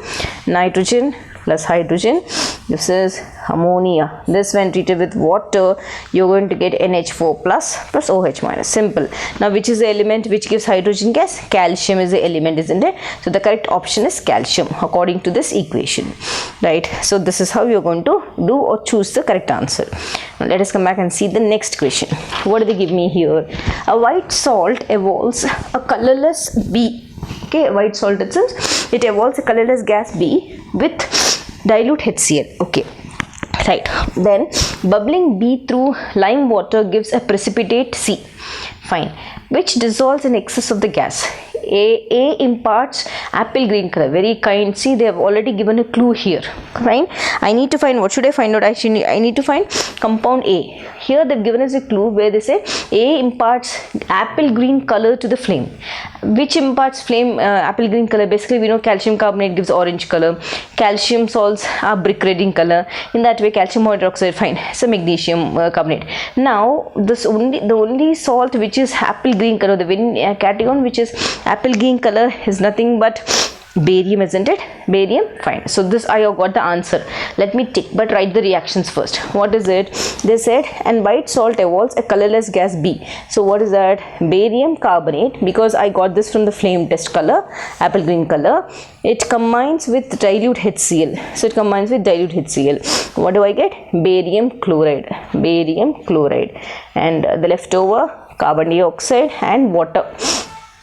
Right. So if I balance this is 2. So barium carbonate is A. Now they said it with HCl bubbling. Now they said it evolves a colorless gas B. So what is a colorless gas here? Carbon dioxide is a colorless gas. Now bubbling B through lime water. So I'm taking B, that is carbon dioxide. I'm bubbling it to lime water. Lime water is nothing but calcium hydroxide, isn't it? Fine. So what do you get? Calcium carbonate plus water. Right. So this is your white PPT. Now what did they say next? After this, lime water gives PPT C. So this is your white PPT C. C, which dissolves in excess of the gas. It dissolves in excess of the gas. Which gas did we get? B. So calcium carbonate dissolves in excess of the gas. Dissolves means it should be water molecule present. What do you get? CaHCO3. CaHCO3. What is this? CaHCO3. The valency of calcium is 2. Then, so this is in the solution. This is how we are going to write. So what is the correct option now? Barium carbonate is the correct option. Be careful in reading all the lines. You will have clue in one of the words. Right. Let us come back and do the next question. So when I have to do the next question, right, let's read. A sulfide ore is generally roasted to the oxide before reduction. Okay, we have studied this in metallurgy process. Sulfide ore by roasting process, it's roasted to the oxide. So basically, what are the factors which depends, they're asking. Okay, let us see. Enthalpy of formation of carbon dioxide is more than that of carbon disulfide. Okay, next one. A metal sulfide is generally more stable than metal oxide. Okay, no reducing agent found suitable. Okay, a sulfide ore cannot be reduced at all. Wrong, isn't it? Fine. So what do they give me? The apt reason for this, the sulfide ore generally roasted to oxide. Basically we have taken, isn't it, zinc sulfide to zinc oxide, roasting process in the presence of oxygen. So why is this? The apt reason for this is enthalpy of formation of carbon dioxide is more than carbon disulfide. This is the correct reason which is suitable for this question. Let us see this question now. What did they give me? The first ionization enthalpy of lithium is 5.4 electron volts. Okay, and electron gain enthalpy of chlorine is 3.6 electron volts. If the following reaction, a lithium plus chlorine gives Li plus Cl minus, is carried out at low pressure, delta H of the reaction in kilocalories per mole is, I need to find delta H. Let's come back and do. First, copy this reaction. What is this reaction? Basically, what is given? Lithium in the gaseous state. It combine. Okay, first of all, let us write individually. Lithium in gaseous state, what does it form? It forms lithium plus, that is gaseous plus 1 electron. Delta E value is how much? They have given me 5.4 electron volts. 5.4 electron volts. The next one, Cl, chlorine is given to me gaseous. This picks up this electron, and what do I get? I am going to get Cl minus gas. How much is the value? Delta E value is minus 3.6 electron volt. Correct. Now I need to find delta H, because that is what they've asked me. Delta H value of the reaction. Delta H is equal to 5.4 minus 3.6, which is equal to 1.8 electron volt. Fine. So how much is this electron volt of chlorine given? It is normally, like if I have to speak about this, right, they've given minus 3.6. that is clear. Now after this, I need to convert this into what? I need to convert this electron volt into kilocalories per mole. So what do? We go to multiply into 23.06. Then this becomes into converted into kilocalories per mole, isn't it? According to 1 electron volt is equal to so many kilocalories, which will finally give an answer of 41.508 kilocalories per mole. So this is the conversion from electron volt to kilocalories. So the answer is 41.508. This is the correct answer. So the unit or the process of converting is simple formula, and finally you have converted into kilocalorie per mole by multiplying it with 23.06. Hope this is clear. Now let us see the next question. Here what do they give me? Consider the reaction H2O2 plus H. Okay, they've given us two reactions. What should I find out? I need to find out which of the following statement is correct about H2O2. Okay, with reference to the reactions, these reactions. So first of all, they've given us two reactions. Which is correct according to this option? First of all, they want us to see an oxidizing agent in both 1 and 2. Okay, the role of H2O2 in the first reaction, second reaction, oxidizing agent. In an oxidizing agent in both 1 and reducing agent in 2. Okay, they want us to see that. Reducing agent in 1 and oxidizing agent in 2, they want to see that. Reducing agent in both 1 and 2, I need to see that. So for that, what will I do? First, I am going to just write the reactions. For that, you need to know the reactions. Let me see. First, H2O2, I am picking up the first reaction. H2O2 plus 2HI gives me I2 plus 2H2O. This is what they have given me. Now let me see which is correct. Now in this particular case, the oxygen here is -1. Here iodine is -1. Now here iodine is 0, here in this case oxygen is -2. Now what happened from -1 to -2? What will happen? The oxidation number from it has gone, like it has so from -1 to -2 it has gone. That means it is nothing but reduction, isn't it? Yes, fine. From I what happened here? From this one to this one, it is increase in oxidation number, so it is oxidation. In the first case, what will happen? Hydrogen peroxide is acting as this. It's behaving. It's undergoing reduction. That means hydrogen H2O2 is it oxidizes Hi to iodine. That means what is its role? When something is undergoing reduction, what is its role? That means it is behaving as an oxidizing agent, right? So in case 1, it is behaving as oxidizing agent. Now let us see the next reaction. HOCl plus H2O2 giving me H3O plus Cl minus plus oxygen. Now in this case Cl is +1. In this case it is -1. Here in this case it is -1. Here oxygen. Now let us see the role. Now HOCl from +1 it has gone to -1. Oxygen, the hydrogen peroxide, from -1 it has gone to O. So now see, from +1 to -1, gain of electrons, isn't it? So what is this? This is nothing but reduction. Here this is increase in oxidation number, rather, if I have to speak. Increase in from minus it is gone to 0. That is oxidation process happening. Fine. So what is it doing now in case 2? Case 2, hydrogen peroxide, what is it doing? It is reducing HOCl to Cl minus, isn't it? It is allowing it to, or it is reducing HOCl to Cl minus. So when it is reducing HOCl, means the substance which undergoes oxidation acts as an, if I have to, okay, let us speak in this term, the substance which helps in reduction is called reducing agent, isn't it? So in case 2, hydrogen peroxide is reducing this to this. That means it itself undergoes oxidation but helps in reduction. So in the second case it is acting as reducing agent. So what is the correct option here? The correct option is an oxidizing agent in both A1, right, and reducing agent in 2. This is how you're going to calculate. This is a clear explanation. Hope it is clear. First try to calculate the oxidation numbers and just relate it to the answer, right? So let us see the next question. So what do they give us here? They've given us a white crystalline compound.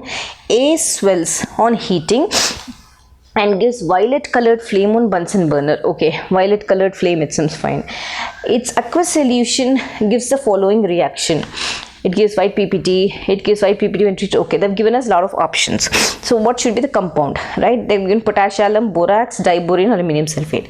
So now, first important thing, if I have to say, like one clue here present is, it swells on heating. They've given, see here, it swells on heating due to evolution of, and gives violet color, the flame on Bunsen burner. This is the clue, right? With that clue, we should just violet color is violet color. When do we say? When there is only potassium salts. So remember this, violet color. Earlier we have said apple green color means barium salts. So violet color means potassium salts. So pick up this potassium. This is the correct option. Now let us write the reactions and see. So according to this, so what is the salt? Potash alum. What is potash alum formula? When I have to speak, potash alum formula is K2SO4 dot Al2SO4 taken thrice 24H2O. This is potash alum. So how did I get potash? From this violet colored flame. Fine. So this potash alum salts, it swells, and all these conditions are satisfied by this. Now, so first of all, sulfate ion, they said its aqueous solution gives the following reactions. I need to see the following reaction. Whether this one or this one. So they said sulfate ions, first they said it gives white PPT when barium chloride in the presence of HCl. Fine. So first of all, sulfate ions combine with Ba+2 to form an white PPT of barium sulfate. That is the first thing. Fine. So now second, if I have to speak, aluminium sulfate, like they've given a series of reactions. Let me write that and relate this to this. The first one, okay, as I said, sulfate ion combines with barium to give white PPT of barium sulfate, because white PPT of barium chloride, they said. So this sulfate ion combines with this and gives a white PPT of barium sulfate. In the second case, it gives white PPT when treated with excess of ammonium hydroxide. I am writing the second equation. So aluminium sulfate of this, Al2SO4 taken thrice, combines with ammonium hydroxide. So it combines with ammonium hydroxide and it gives aluminium hydroxide is the first one. So what is the color? This is the PPT formed plus NaCl. What should I write? Ammonium PPT and ammonium sulfate. I'm sorry, ammonium sulfate. So ammonium sulfate. Fine. So now let me balance this. Here 3, 4. Okay. This will become 6. And ammonia will become 3, aluminium will be 2, because aluminium 2 is here, right? So next one, what did they say? Third one, it gives further reaction I need to complete, isn't it? Because further test is also there. So what did they say? This particular aluminium hydroxide, it combines with aluminium hydroxide, it combines with sodium hydroxide to form NaAlO2. Okay, this is soluble and you get water. Fine. So water. And further this NaAlO2, if I have to take, it combines with ammonium chloride, because the precipitate dissolves. They still gave here, see, it precipitate dissolves in NaOH and reappears in boiling with concentrated solution of ammonium chloride. So this NaAlO2, sodium meta-aluminate, it combines with ammonium chloride plus water. So what do I get? I am going to get aluminium hydroxide as well as NaCl plus ammonia. Now see, I am satisfying. It gives white PPT when treated with excess of ammonium hydroxide. I got white PPT, right? That PPT dissolves in NaOH. It dissolves in NaOH, right? And reappears in boiling with concentrated solution of ammonium chloride. So reappears in treated with concentrated solution of ammonium chloride. Reappeared. See, aluminium hydroxide. I got, isn't it? Right. Now what do they give? It gives yellow color PPT with cobalt nitrate solution, and the compound A is, okay, let us write the C reaction. It gives K2SO4 combines with Na4 cobalt nitrate solution, Na4 CO Na2 taken 6 times. So this is your cobalt nitrate solution. What does this give? There is exchange of ions here. What will happen? This Na4 is exchanged with this potassium. So what do you get? I get K4. Okay, this is completely different reaction. Don't get confused. K4 CO NO2 taken 6 times. This is your LOPPT. Along with that, I get sodium sulfate also. This also is there. This, because there is no place, I am not writing it here. So first reaction is this reaction. Okay, first reaction I said it is the sulfate. This one, what do you say? Sulfate ions combine with the sulfate ions. They combine with barium chloride, forming barium sulfate. That is over.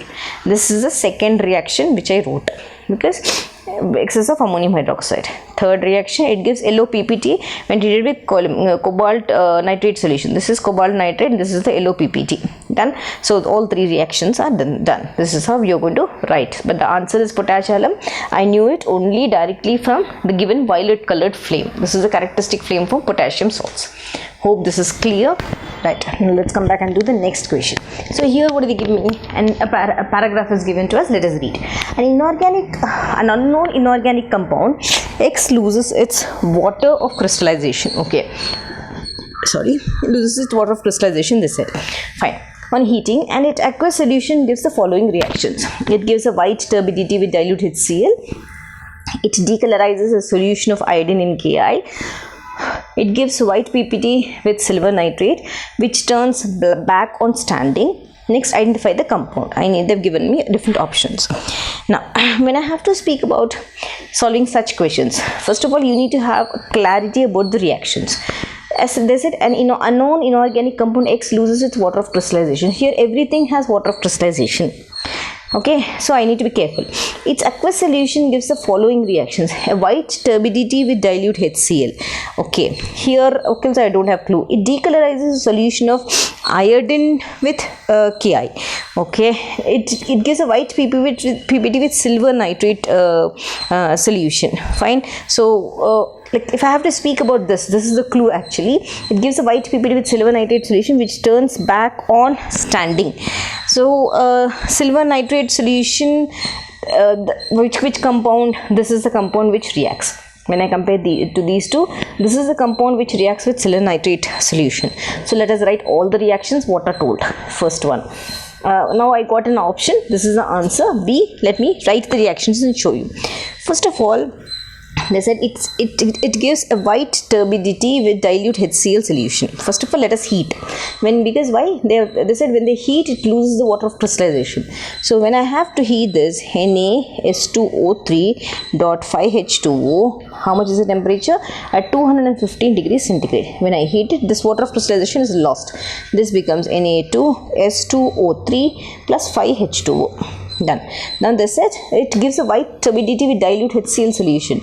So Na2S2O3 plus HCl, it has to give a white turbidity, that is NaCl. It forms NaCl first. Next compound water. Next compound sulfur. Next compound sulfur dioxide. Done. That it decolorizes a solution of iodine in Ki. So I am going to take Ki. Let us balance this. This is 2 NaCl, this is 2 HCl. Okay, iodine in Ki. So potassium I3, Ki3. So I am going to take Na2S2O3. It has to decolorize, right? So it's going to convert Ki3 to Ki plus NaI plus Na2 S4O6. Now let me balance this. This is 2 here and this is also 2 here. Fine. So this is how. Now this it gives a white PPT with silver nitrate. This is what they've given me. Let me write the reaction here. White PPT with silver nitrate. Now what am I going to take? I'm going to take silver nitrate, AgNO3. Then it's combining with Na2S2O3. And what does it give it some? With AgNO it turns back on standing. So I have to, it turns black on standing. Not back, it's black. So black means, when it gets completely like oxidized. So done. So what do I get? I'm going to get Ag2S2O3. This is black in color, and NaNO3. The leftover is NaNO3. Right. If I have to balance this, this is 2 here and this is 2 here. Over. Next. This said AgNO3 black on standing. Okay, that means it has to combine with water. AgS2O3 combines with water to forms Ag2S plus sulfuric acid. Yes, this is your reaction. So this is the black thing which is formed on standing. This is how you're going to write the reactions. So these are the reactions. This is the complete question. Please try to note the question and try to note the reactions also. It will be very useful for your examination. So any doubt, please let me know. Only thing is, inorganic reactions, you should be very careful with the reactions. That is where you lose mark, isn't it? Yes. So let's come back and see this. The next question. What did they give me? Right. Easiest question. The electronic configuration of the 4 elements are given like this. Yes. So what information are this one, this and this? Okay, right. So what is the question? They have to give me. There's something else also missing in this question. Let me see. The electronic configuration is given. I need to correct or select incorrect statement in this. Select incorrect statement. Okay, I have not written that question. Incorrect statement in this. What is this? First of all, they have to say first I is strong. I forgot to write this. I reducing agent. Next, second is 2 is D block element. Okay, D block element. C is, or 3 is, has high magnitude of, I remember doing this question in my lesson also. As in D, 4th, it exhibits variable oxidation state. Okay, this is the question. Basically I need to do this. How should I do this? So I need to prove. First of all, when I have to speak about this, first let us see the first one. And the first one, since the last electron enters here, in the last electron enters into s orbital, it should be an s block element, and s block elements are good reducing agents. We very well know this, a good reducing agent, thine. Fine. So this is correct statement. First is correct statement. I need to find the incorrect statement. This is right. Correct. Now next one. In the second case, since the last electron enters into the f orbital, 4f orbital or f block, it is f block element, and f block elements, and it belongs to 4f series, but they have given here d block element. So this is the incorrect statement, right? So this is f electron, isn't it? Now next question. They said, the third one, electronic configuration reveals that this particular thing. It reveals what does it reveal? They said it has high magnitude of delta EH, electron gain enthalpy. So electronic configuration of this particular thing, what does it reveal? It reveals that it contains 7 electrons, 5 plus 2, 7 electrons, 7 electrons in the outer shell. So if it is 7 electrons, it is halogen group, isn't it? 10 plus 7, 17, that is halogen group. So halogen groups have very high magnitude of delta Eg, very high magnitude they have. So this is also correct option. Now the last one, here what did they give me? The last electron enters d orbital. It exhibits variable oxidation state. So the last electron enters into d orbital. So it is a d block element. Okay, and shows, when if it is a d block element, we very well know it shows a range of oxidation state, isn't it? So this is also right. So the incorrect statement is it is a d block element. Why? This is wrong. It should be an f block element, because the incoming electron is adding and getting added to f orbital. That is what f block or f outer shell. You have to be very careful in reasoning the question. Right, now let's come back and solve the next question. Here what do they give me?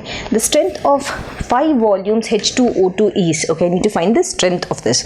So 5 volume hydrogen peroxide solution means, what does it mean? Means that 1 liter of 5 volume H2O2 solution, it decomposes. That is what it means, isn't it? So what am I trying to tell you again? 5 volume of H2O2 solution means 1 liter. Okay, let me write that. What does it mean? 5 volume means 1 liter of 5 volume H2O2 solution. H2O2 solution on decomposition produces, on decomposition produces 5 liter of oxygen at NTP. Okay, this is what is it means, right? 5 liter of oxygen at NTP means oxygen at NTP. First of all, let me explain this and then come back. First of all, let me write the reaction. Okay, I am concentrating more on this and relate it. So what is this? First, when I have to take the reaction, H2O2, it breaks up into water plus oxygen, correct? Now balance this. This is 2 and this is 2. Now how much is this weight? 2 into 34 grams. And what is the volume of this? This is 22.7 liters at NTP. Okay, 22.4 liters NTP. Okay, I'll come back to this. Now, like I said, I'll be relating with this. Just see, 22.7 liters of oxygen at NTP will be obtained from hydrogen peroxide. How much is that? It is 68 grams. 4 to 8 and this is 68 grams of NTP will be obtained from hydrogen peroxide. I have not written this complete. So how much? 5 liter. This 5 liter of oxygen at NTP will be obtained from hydrogen peroxide will be how much? That means 68 into 5 by 22.7 grams, which is equal to 14.98, or it is equal to 15 grams. Right, so but 5 liter of NTP produced from 1 liter means, like I need to write in terms of strength, isn't it? So 5 liter of oxygen NTP produced from 1 liter of 5 volume hydrogen peroxide. That is what they have given. 5 liter produced from 5 volumes of hydrogen peroxide. That means what is the strength? That is a final thing. Strength of hydrogen peroxide is equal to, how much is the strength? It is equal to 15 gram per liter. So this is the 15 grams per liter, because they've compared to volume. So 15 gram per liter. So what is the answer now? The correct answer is 15 is the correct answer. Hope this is clear, right? So nothing nothing but much to solve. Simplest thing. I just we would have studied in this, if 10 chocolates cost you 15 rupees, 3 chocolates cost you how much? It's like that only. Fine. Now let us come back and do the next question here.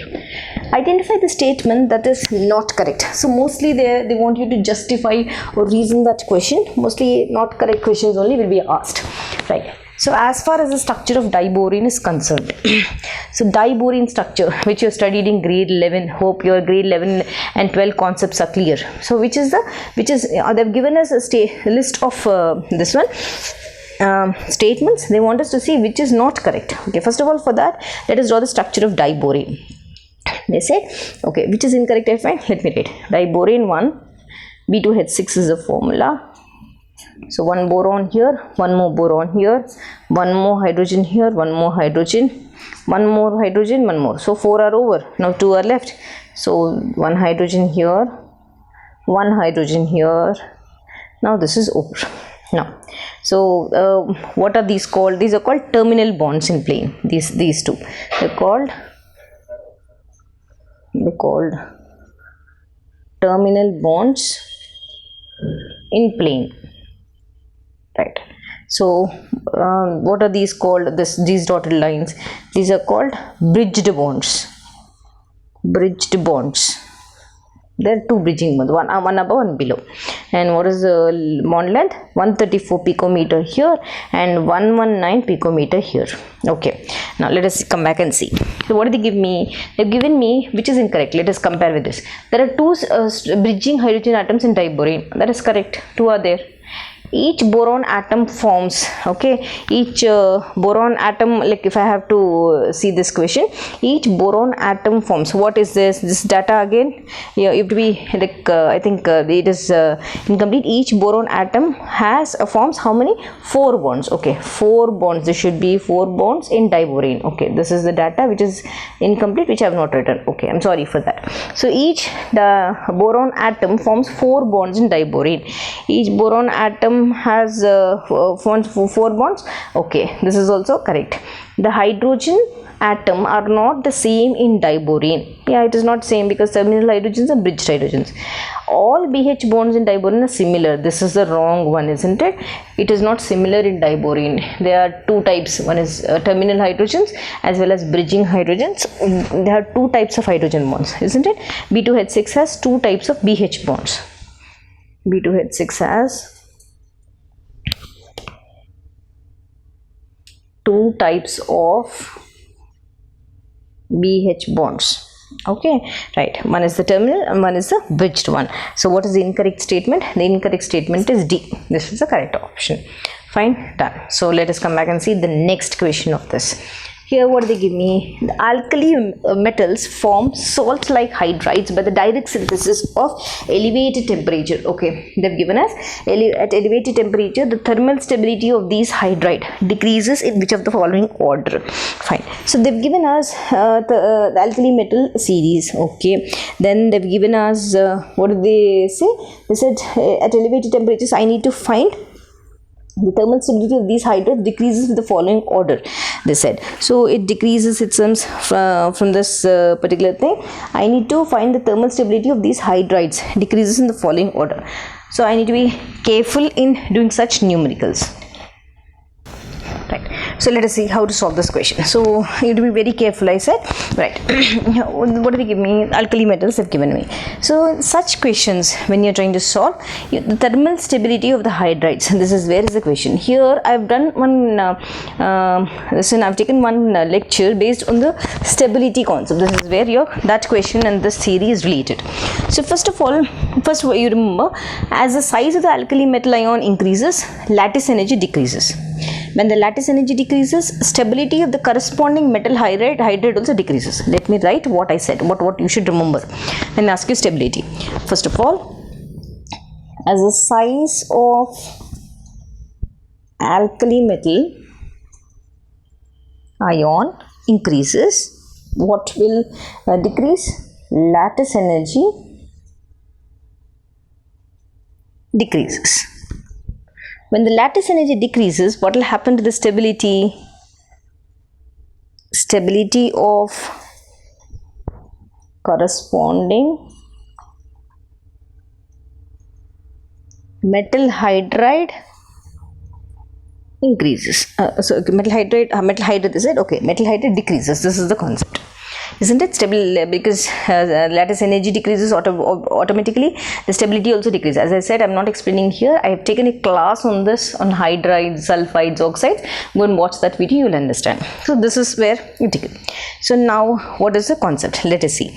So what will be the correct option according to this? I said size of the alkali metal increase. That means the thermal stability of these hydrides, which will be the order. According to this concept, the correct answer is this: lithium, sodium, potassium, rubidium, cesium. Correct, isn't it? Because according to this order, first one is lithium. The size of the alkali metal increase. This is the order: lithium, sodium, potassium, rubidium, cesium. So stability of the corresponding hydride decreases. The last one has the maximum ionic size, and less lattice energy. Yes, and the stability also is less. So the correct answer is B. Right? This is how you're going to analyze the question. Now let us see the next question. So what did they give me? Identify the statement that is not correct for Elegam diagram. Okay, in surface chemistry, Elegam diagrams, they're not there for your NCERT, but here you have for your NEET. So let us see. So Elegam diagram you very well know, isn't it? Let's see. Which is not correct, they said. Fine. So these are the plots of delta G naught versus T. Okay, each plot is a straight line unless phase change occurs. Okay, these plots tell us about the kinetics of reduction process, and these plots are based on thermodynamic concepts. Okay, but which is not correct. Basically, Elegam diagram, what does it suggest? Whether the reduction process is feasible or not. Right? On what basis? On the basis of their thermodynamic concepts. But it will never speak about anything kinetics of the reaction. Never ever it speaks about kinetics of the, whether the reaction is like is it following first order reaction, second order, pseudo first order. Kinetics also it will not at all speak. So they have given us first is correct, second is correct, third is wrong. Kinetics never Elegam diagram speaks. So the incorrect statement is C. So it will only speak about, as I said, reduction process is feasible or not feasible, right? Based on the thermodynamic concept, that is delta G not and versus T. So the correct option or the incorrect answer is C and the correct option for the particular exam. Right. Next question. Identify X, Y, Z of the following metallurgical process. I picked up one question from metallurgy also. I'm trying to cover all the concepts of 11th and 12th. I'll pick up genuine questions and give it to you for some practice.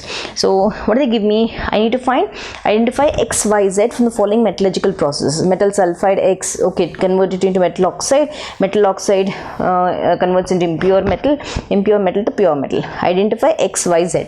Fine. So when I have to speak about this particular thing, let's see.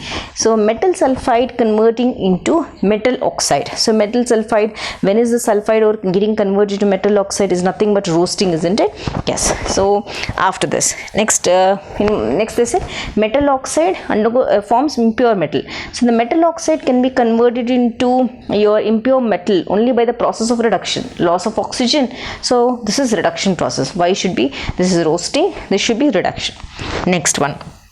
The conversion of impure metal to pure metal, it also involves which process? It involves a process of electrolysis. We have studied, isn't it? Electrolysis of copper, where we have studied anode mud, right? So electrolysis is the process. So first one should be conversion of sulfide to oxide, roasting. So where is roasting? Roasting. So these two are there. Next option, metal oxide to impure metal. I said the second one, metal reduction process, by the reduction process, and that is called smelting. That reduction is called smelting. So smelting is here. They've given calcination. Nowhere calcination is here.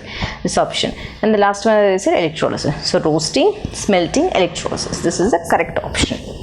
Yes, done. So let us do the next question now. So here, fine. They've given a numerical here. Let us do this question. I felt this is again genuine for your exam. Fine. Let us read this. What did they give me? The vapor pressure of a pure liquid A is 40 mm mercury at 310 Kelvin. Okay, the vapor pressure of this liquid in a solution with liquid B is 35 mm mercury. Mole fraction of A in the solution is 0.8. Then They've given these options and they've given also these. Fine. So find the correct statement. I need to relate which is the correct statement in this. Fine. So such particular equations, when solving, again I said you need to have your concepts clear. Right. So how to solve this? Such a simplest numerical, only you have a very big question given, nothing to do. What should I find out? I need to find mole fraction of A. So what is the solution? How to do this? Basically Pa is equal to, fine, I need to find the mole fraction, they said. Okay. Right, directly if I have to write, it is nothing but 14 to 0.8, correct, which is equal to 32 mm. Fine. If 32 mm, it is less than 35 mm, isn't it? Because they have given us it is a solution with liquid B is 35 mm mercury. So they're comparing with mole fraction of A. So the answer for the mole fraction of A which I got is 32 mm, which is less than 35 mm of which one? B.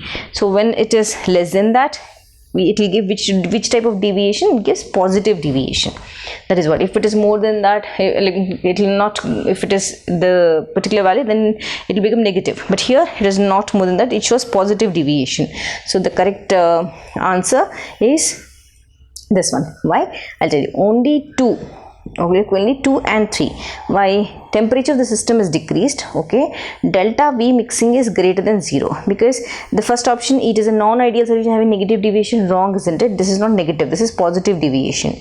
So positive deviation means what is the leftover option? I am left over with only 1 wrong, only 2 no, only 1 and 2. Okay, 1 is not at all there. Leftover option is only 2 and 3, because delta H mixing is greater than 0. It is positive deviation. So the correct answer or the correct option for this is D. This is the correct option. Simple, isn't it? Right. Now let us come back and do the next question. So which of the following statement is false? What do they give me? Artificial silk is derived from cellulose. Nylon 66 is an example of elastomer. The repeating unit in natural rubber is isoprene. Both starch and cellulose are polymers of glucose. Okay, so which is example of fiber? Directly I can, which is the following statement is false? Directly I can see the question and say nylon 66 is they've given us nylon 66 is example of elastomer. Wrong, isn't it? This is wrong. Why? Because nylon 66, remaining all are correct. Nylon 66 is an example of fiber. Example of fiber. So that is the wrong statement. So be very careful because you need to have a concept of the whole chapter, then only you will be able to do or solve any question. So right, so let us come back and do the next question. Fine. So here they've given us 4 diatomic species are listed below. Fine. So in different sequences, which of these represent the correct order of the increasing bond order? Correct order of the increasing order. Okay. Now I have to do one after the other, then only it will be clear. Fine. I need to calculate for everything.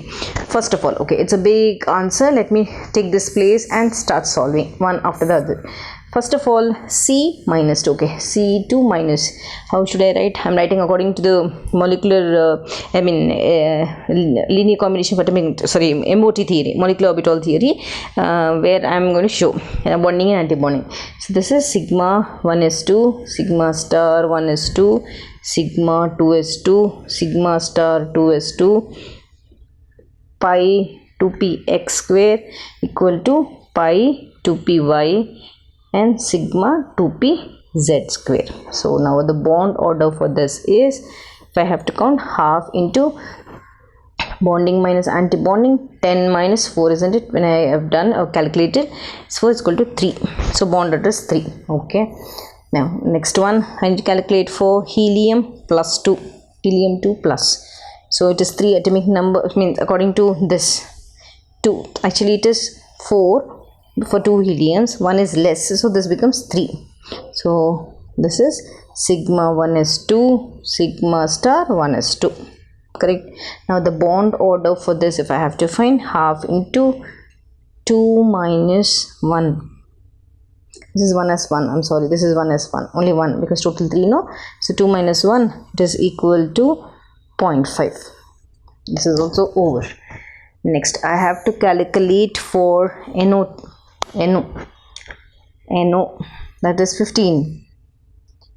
Sigma 1 is 2, sigma star 1 is 2, sigma 2 is 2, sigma star 2 is 2, sigma 2pz square, pi 2px square is equal to pi 2py square. Fine. Then after this, pi star 2px1. Okay, right. Now what is the bond order? Bond order for this is half into, how many bonding are there? 1, 2, 3, 4, 5, 6, and 10. 10 minus antibonding of 5, which is equal to 2.5. Now I am left with one last, that is oxygen minus 17, isn't it? Because 16 for oxygen, 1 extra.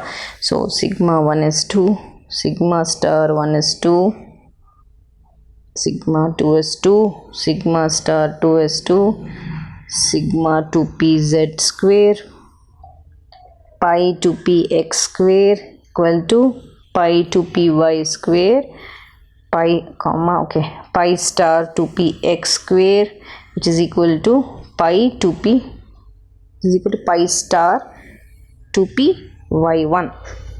So what is the bond order? Bond order is equal to half into 10 minus 7, that is equal to 1.5. Right, now I have got the bond orders. Now I have to arrange them. What did they say? They said arrange the increasing order.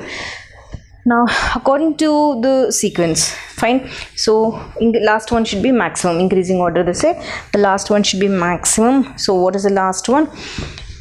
If I have to see, this is 1.5, 3.5 and 2.5. So the maximum here is NO. So which is there, in which case is NO there according to molecular orbital theory. If I have to see, okay, NO is here, fine. Then comes your option C2. Okay, next, this is C2, fine. If I have to write, right, I got the answer, isn't it? Now what is the correct answer according to molecular orbital energy level diagrams? Option is B.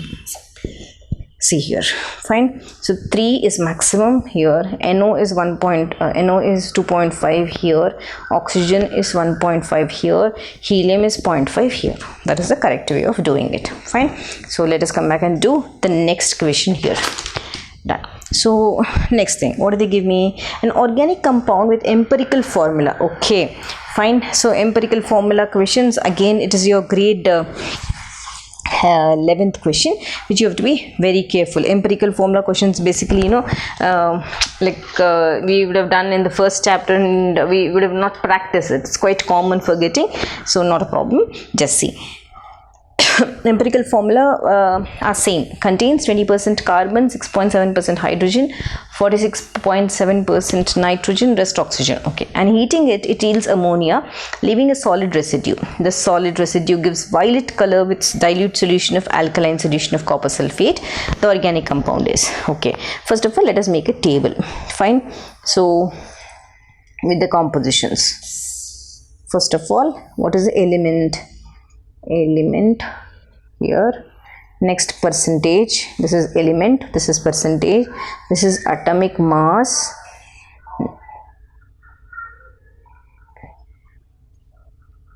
this is relative number of atoms, this is simplest ratio. Simplest ratio. Okay, done. Let me see. What is the first element? This is carbon. Carbon, right? So how much is the percentage of carbon? The percentage of carbon is 20%, isn't it? So let us write that 20%. Atomic mass 12. Relative number of atoms of this 1.66. Yes, we know that. And the simplest ratio, because I've divided this, then I got simplest ratio 1. Hydrogen percentage is 6.7. Atomic mass 1. When I divide this, I get 6.7. Simplest ratio is 4 when you divide this in this. Next, nitrogen 46.7. Mass 14. When I divide these two, I get 3.33. Simplest ratio 2. Oxygen 26.6%. Atomic mass 16, relative number of atoms 1.66, simplest ratio 1. Now according to this, write the formula. We have got this formula. Now first one is what?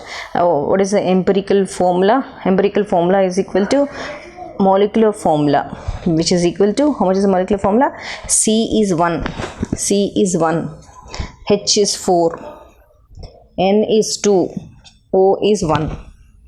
Okay, yes, fine. Or you can write this as NH2CONH2. Fine. They said the solid residue, okay, now this is the solid residue, gives a violet color with dilute solution of this is an alkaline solution of copper sulfate. The organic compound is, fine. So I already got the answer. The correct answer is this, fine. So let me further write NH2CO, NH2 on heating, it breaks up into ammonia plus HCNO. Done. This is how you're going to do. From the empirical formula, you're going to get the answer like this. Fine. Let us do the next question. Here, what did they give me? Which of the following compound is not correctly matched? They said. Fine. So they've given us complexes. They've given us the geometry also. Fine. So now, what should you do? You need to find out which is not matched. This complex is given NiCN4 square planar diamond. Let me find out. So first of all, for the solution, what should you do? If I have to speak about that, let us write the ground state configuration and then see. Yeah, I feel okay. All nickel only, no. Let us take nickel. Fine. What is the configuration? It is 3D. 1, 2, 3, 5. Then 4s. Then 4p. So 3D, how many are there? According to configuration, 1, 2, 3, 4, 5, 6, 7, 8, right, 4s2, 4s then 4p. Now, when nickel tetracarbonyl, okay, why did I pick up that also? I'll tell you. I directly took the answer. I'll tell you why. For nickel tetracarbonyl to pair up 1, 2, 3, 4 and 5. 1, 2, 3, 4, 5. Okay, already two, this one are there. We'll fill up 1, 2, 3, 4, 5. This will pair up. Carbonyl being a ligand, strong field ligand. XLX. Here, this is where your carbonyl is going to go and fix. So, what is this? sp3 hybridization. Fine. So, now, they've given me square planar complexes, 4. This is right. Yeah. Diamagnetic, okay, this is also right. For this complex, square planar complex, because the coordination number is 4, diamagnetic, okay. Here they said tetrahedral paramagnetic, they said, okay. Now that is the reason I a bit got doubt and I started with that. So here in this case, because of this ligand, all have paired. When everything is paired, what is this? There is no paramagnetism, no unpaired electrons. It is basically diamagnetic in nature. Diamagnetic in nature because all are paired. Fine. So what is not correctly matched? This is the thing. But in Cl minus, it's different. It is a weak field ligand. It will not pair up. When it is not pairing up, it will not show diamagnetic. It will be paramagnetic only. So the wrong option, the incorrect statement is C. This is how you are going to do the question. Right. So let us see the next question. Right. AlCl3 is an electron deficient compound, but AlF3 is not. Fine. This is because they are asking us this, the reason for this. Fine. So what is the actual explanation? I need to, okay, let us read the options first. They said this is because atomic size of fluorine is smaller than chlorine. Yes. Then they said AlCl3 is covalent compound while AlF3 is an ionic compound. Okay, right. Then AlCl3 exists as dimer, but AlF3 does not. Okay, aluminium in AlCl3 is in sp3 hybridized state, but Al in AlF3 is in sp2 hybridized state. Okay, I need to find what? I need to find AlCl3 electron deficient compound, but AlF3 is not. AlCl3 is electron deficient, but AlF3 is not. Let me see how can I reason this question. So now we've read all the options. So what is this? It is not. The first reason, which the main concept, electron deficient compound, this is where is your answer. This is where your answer is lying. Why? Because see this option.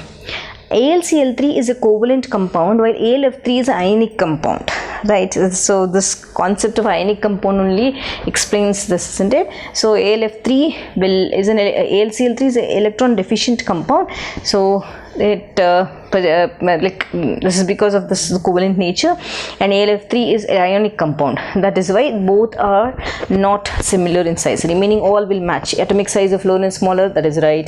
AlCl3 exists as dimer, that is also. AlCl3 sp3 hybridization, AlF3 sp2, all are right. But this is the correct reason. This is why AlCl3 electron deficient, because this covalent nature ionic region directly relates to this concept. So simple. So the answer is B. Right, so let us see the next question for this. So what is the next question? Alkali metals are generally extracted by what? They are generally extracted by reduction method, double decomposition method, displacement method, and electrolytic method. Now, alkali metals, what is the nature of that? When I have to write, first of all, alkali metals are highly electropositive. This is the first thing. When they're highly electropositive, what is the concept? They are highly reducing in nature, right? So reduction or double decomposition displacement methods, for the extraction are not suitable, isn't it? Find only method which is suitable, because reduction I can't use. They're reducing, I said. Displacement I can't use. Double decomposition I can't use. Only method which I can use is electrolytic method for them, because of this nature. Electrolytic method, right? So the correct option is D. Right, let us come back into next question. So here, the electrons identified by quantum numbers. Okay, again we have gone to grade 11. Quantum numbers N and L. Fine. N is equal to 4, L is equal to 1, N is equal to 4, L is equal to 0. This option is given. They can be placed in which order? Electrons identified by the quantum numbers, this one, increasing order of their energy. Fine, I need to be careful in answering. So first of all, when I have to see, let me see the solution first. So for first one, N is equal to 4. Okay, let me write that N plus L rule according to this, right? So, and let me compare. Now, first one, for first one, N plus L is how much? 5, right? So, N is equal to 4. For the second one, N plus L is 4, N is equal to 3. Third one, N plus L is 5, N is equal to 3. Now N is equal to 4. This is 4, 3, 3. Okay, right. Now this is over, isn't it? Now, lower N plus L value means lesser energy. That is what you have studied, isn't it? Fine. And for two subshells, here N plus L value is same. So first of all, let us write what I said. What did I say? Lower N plus L value means lesser energy. Now what is the case here? Both have same values, N plus L value. Then how should I do? N plus L value is same. Then lower the value of N. Then your concentration should be lower the value of N. So lower will be the energy. That means lower the value of N will be lower the energy. Okay, let me come back and see the order. So according to this concept, as I said, if the value is same, lower the value of N you have to take. Here also again N value is 3. Now according to this concept, let me see the correct order. They asked me to increasing order of energy. First will be 4. Okay, the correct option is N is equal to 4. Right, then as I said, lower energy value means lower energy. So that means I need to place the lower one first and the higher one last. Fine. So what is the first one which we have got? We have got first case N plus 1 4, second 4. Okay, there's one more also, isn't it? I need to write 4 3. Okay, first one I wrote 4, second one also I wrote, third also I wrote. Okay, N plus 1 L 4, N plus 1 5. I have N plus 1 3, N plus L 4. Okay, N plus L is equal to 4. This I have not written, isn't it? 3. This is 4, this is also 4, right? Okay, I've written wrong. 5, 3. This is 3, I'm sorry. Okay, let me check again. I come back and see. N plus L value is 5. N plus L value is 5. N is equal to 4. Second case, N plus L value is 4. N plus L value is 4. N is equal to 4. Okay. Third case, N plus L value is 5. N is equal to 3. Okay. And N plus L value is 4. N is equal to 3. Okay, fine.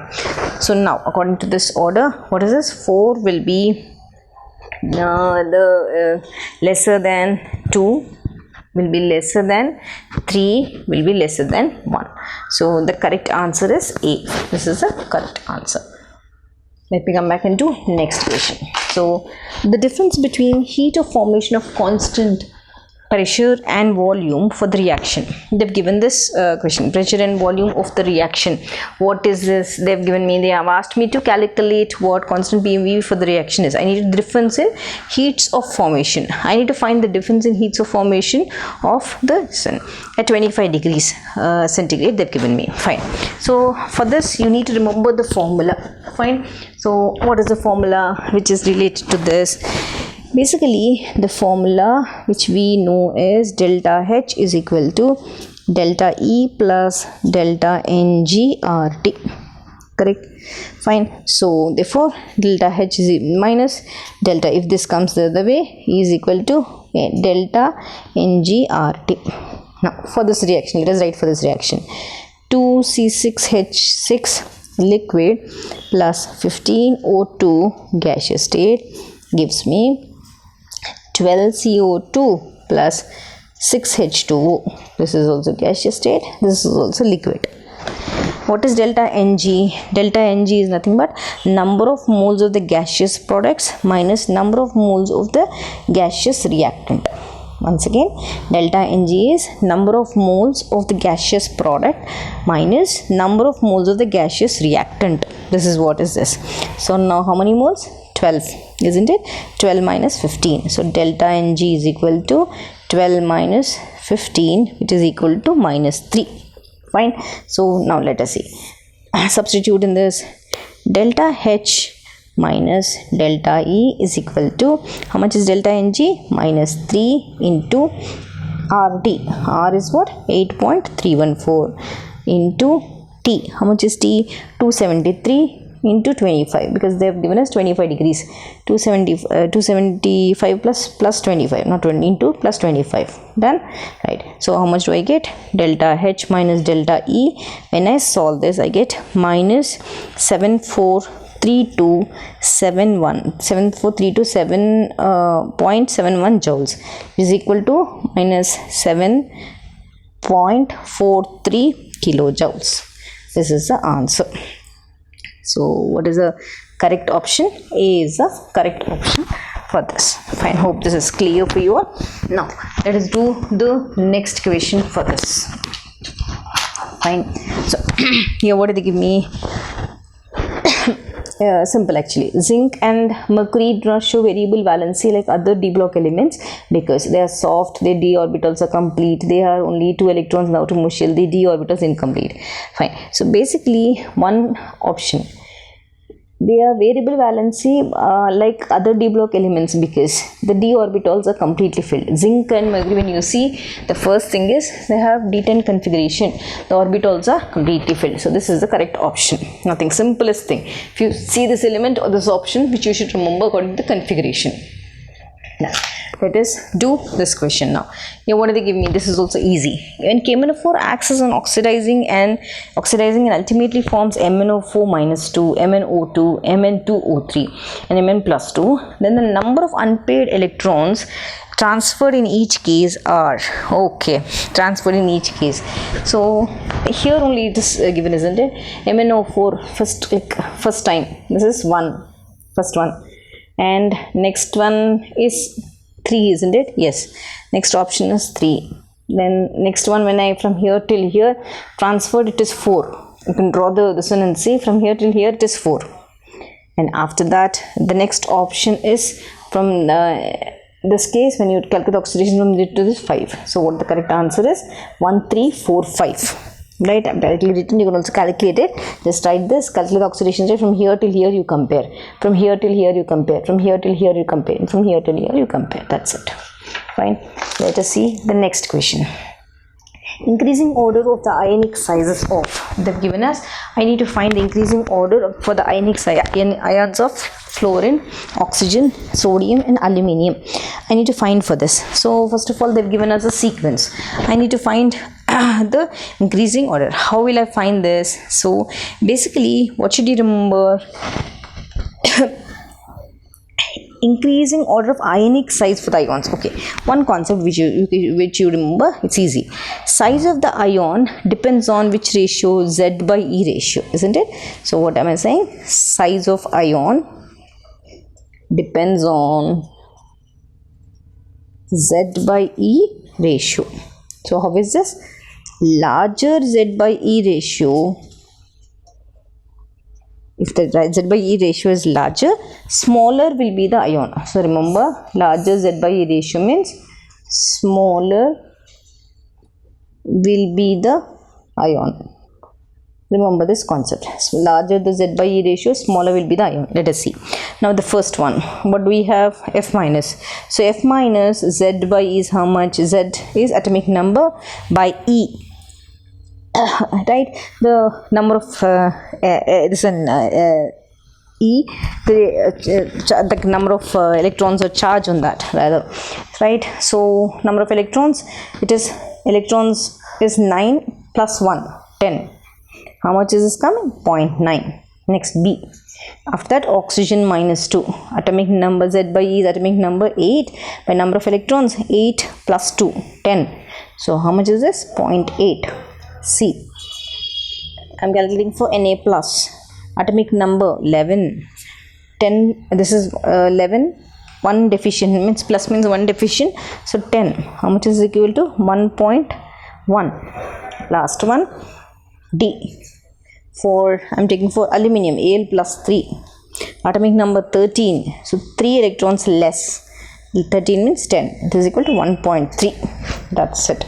So according to this order, what should be? The first should be aluminium, maximum aluminium. Next should be, or this is sodium. Next should be fluorine, 0.9.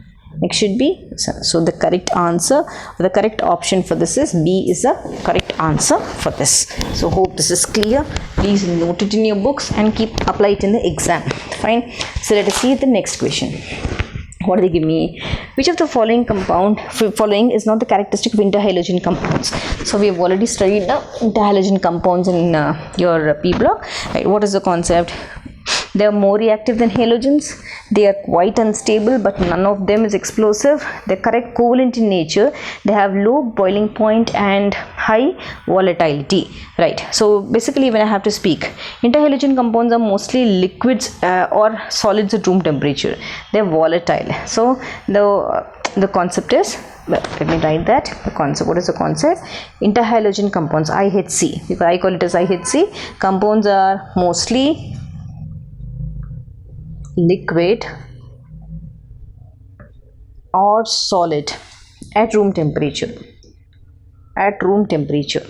So they are not volatile. Basically, they are not volatile. This is the nature of interhalogen compounds. So so they've given which of the following is not characteristic, which is incorrect statement. So they have low boiling point and highly volatile. Wrong, isn't it? They are not volatile is the concept. So the option is D. So D is it is not the characteristic of interhalogen compounds. Fine. Next question. Right, let's come back and see the next question. Hydrolysis of 1 mole of peroxide disulfuric acid gives. Fine. So nice, peroxide disulfuric acid. After a long time, I'm not used this in your NCRT when solving the NCRT questions. So peroxide disulfuric acid produces. Fine. 2 moles of sulfuric acid 2 moles of peroxomonosulfuric acid, 1 mole of sulfuric acid and 1 mole of peroxomonosulfuric acid, 1 mole of sulfuric acid and 1 mole of peroxosulfuric acid and 1 mole of hydrogen peroxide. This is what is option. So for this to write or for this to solve, you should basically know the structure of peroxomonosulfuric acid. Let us write that. So solution peroxomonosulfuric, first of all I write peroxodisulfuric acid. What is that? Sulfur in the center, double bond O, OH, oxygen, S, double bond O, OH. Fine. So this on hydrolysis is it. So I add water to this. When you add water, this exactly breaks the bond here, and the products formed as OH, S, double bond O, OH plus OH. Is it here? No. OH, S, double bond O, O. The other way, I've flipped this product like this, O and OH. Now what is this compound? Name of this compound is sulfuric acid, H2SO4, sulfuric acid. Name of this compound is peroxomonosulfuric acid. So what is it giving? It's giving 1 mole of sulfuric acid and it is giving 1 mole of peroxomonosulfuric acid. So the correct option is C. This is the answer. This is peroxodisulfuric acid, sulfuric acid, peroxomonosulfuric acid. Right. So the next question. Which of the following is an inter-pseudo-halogen compound? So pseudo-halogen compounds are analogs of interhalogen compounds. Okay, right. So what did they give me? What should I find out? I have to find out among this which of the following is inter-pseudo-halogen. Here we have studied pseudo-halogen compounds. Also let us see inter-pseudo-halogen compounds. Let us rule out. First of all, when I have to have the information, fluorine, chlorine, bromine, iodine. What are these? These are halogen compounds. Next, ICl, ICl3. What are these? These are interhalogen compounds. Combination between two halogens. Interhalogen compound. When I have to write Cn minus, SCn minus, OCn minus, what are these? These are pseudo-halogen compounds. ICN, these are called inter-pseudo-halogen compound, ICN.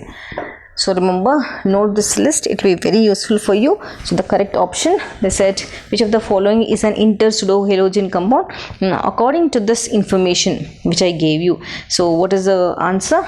ICN is the answer, inter-pseudo-halogen compound. Right, so this is the question. So let us see this. Next, a greenish yellow gas reacts with an alkali metal hydroxide to form a halate, which can be used in fireworks safety matches. Okay, the halate molecule has X of oxygen atom. What is the value of X? They're asking me. Okay, fine. So let me start this question. Like how should I do this question? Let us see how can I start this question basically.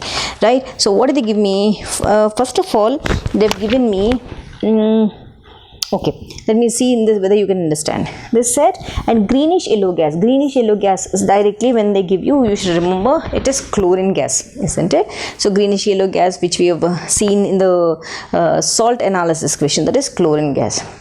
It reacts with an alkali metal hydroxide. Fine. So alkali metal hydroxide to form a halate. Okay, alkali metal hydroxide. So I am taking an alkali metal KOH, metal hydroxide, alkali metal. Fine. So after that it forms a halate. So halate, what does it form? Halate, that is KClO3 plus, again you get KCl plus water molecule. Let us first balance. This is 3, 6, this is 5, then this is 6 and water is 3. Okay, now see whether it is balanced. It is balanced. This 3, 5, 6, 3 2s are 6, 5 plus 1 6, potassiums are 6 here, 5 plus 1 6, oxygens are 6 here, 3 3 and 3, 6. Okay, it is balanced now. Fine. So this is what is the this one. Now this is the reaction. Now they said it is used. So basically KClO3 is used in, KClO3, it is used in fireworks. This is used in fireworks and safety matches. They've given in safety matches. And what is the greenish yellow gas? Greenish yellow gas. So both answers. KClO3 is used in fireworks and safety matches. Cl2 is the greenish yellow gas. Greenish yellow gas, right? So here, what is the correct option? They've given us, isn't this 3? Yes. So I have to mark. What do they give me? The halide molecule formed as X number of oxygen atoms. So how many oxygen atoms do we have? We have 3, isn't it? The oxygen atoms here total are 3. So according to this equation, if I have to speak, the correct answer for this option is how many? 3 plus 1, 4. Yes. So I think 3 would be the answer. Let me check. Yes, 3 plus 3, 4. Okay, 3. So the correct answer for this option is third answer, that is 4. Yes. Right. Now let us do the next question. Fine. So fine. Let me come back and do the next question in my next video. Yes. Thank you for watching.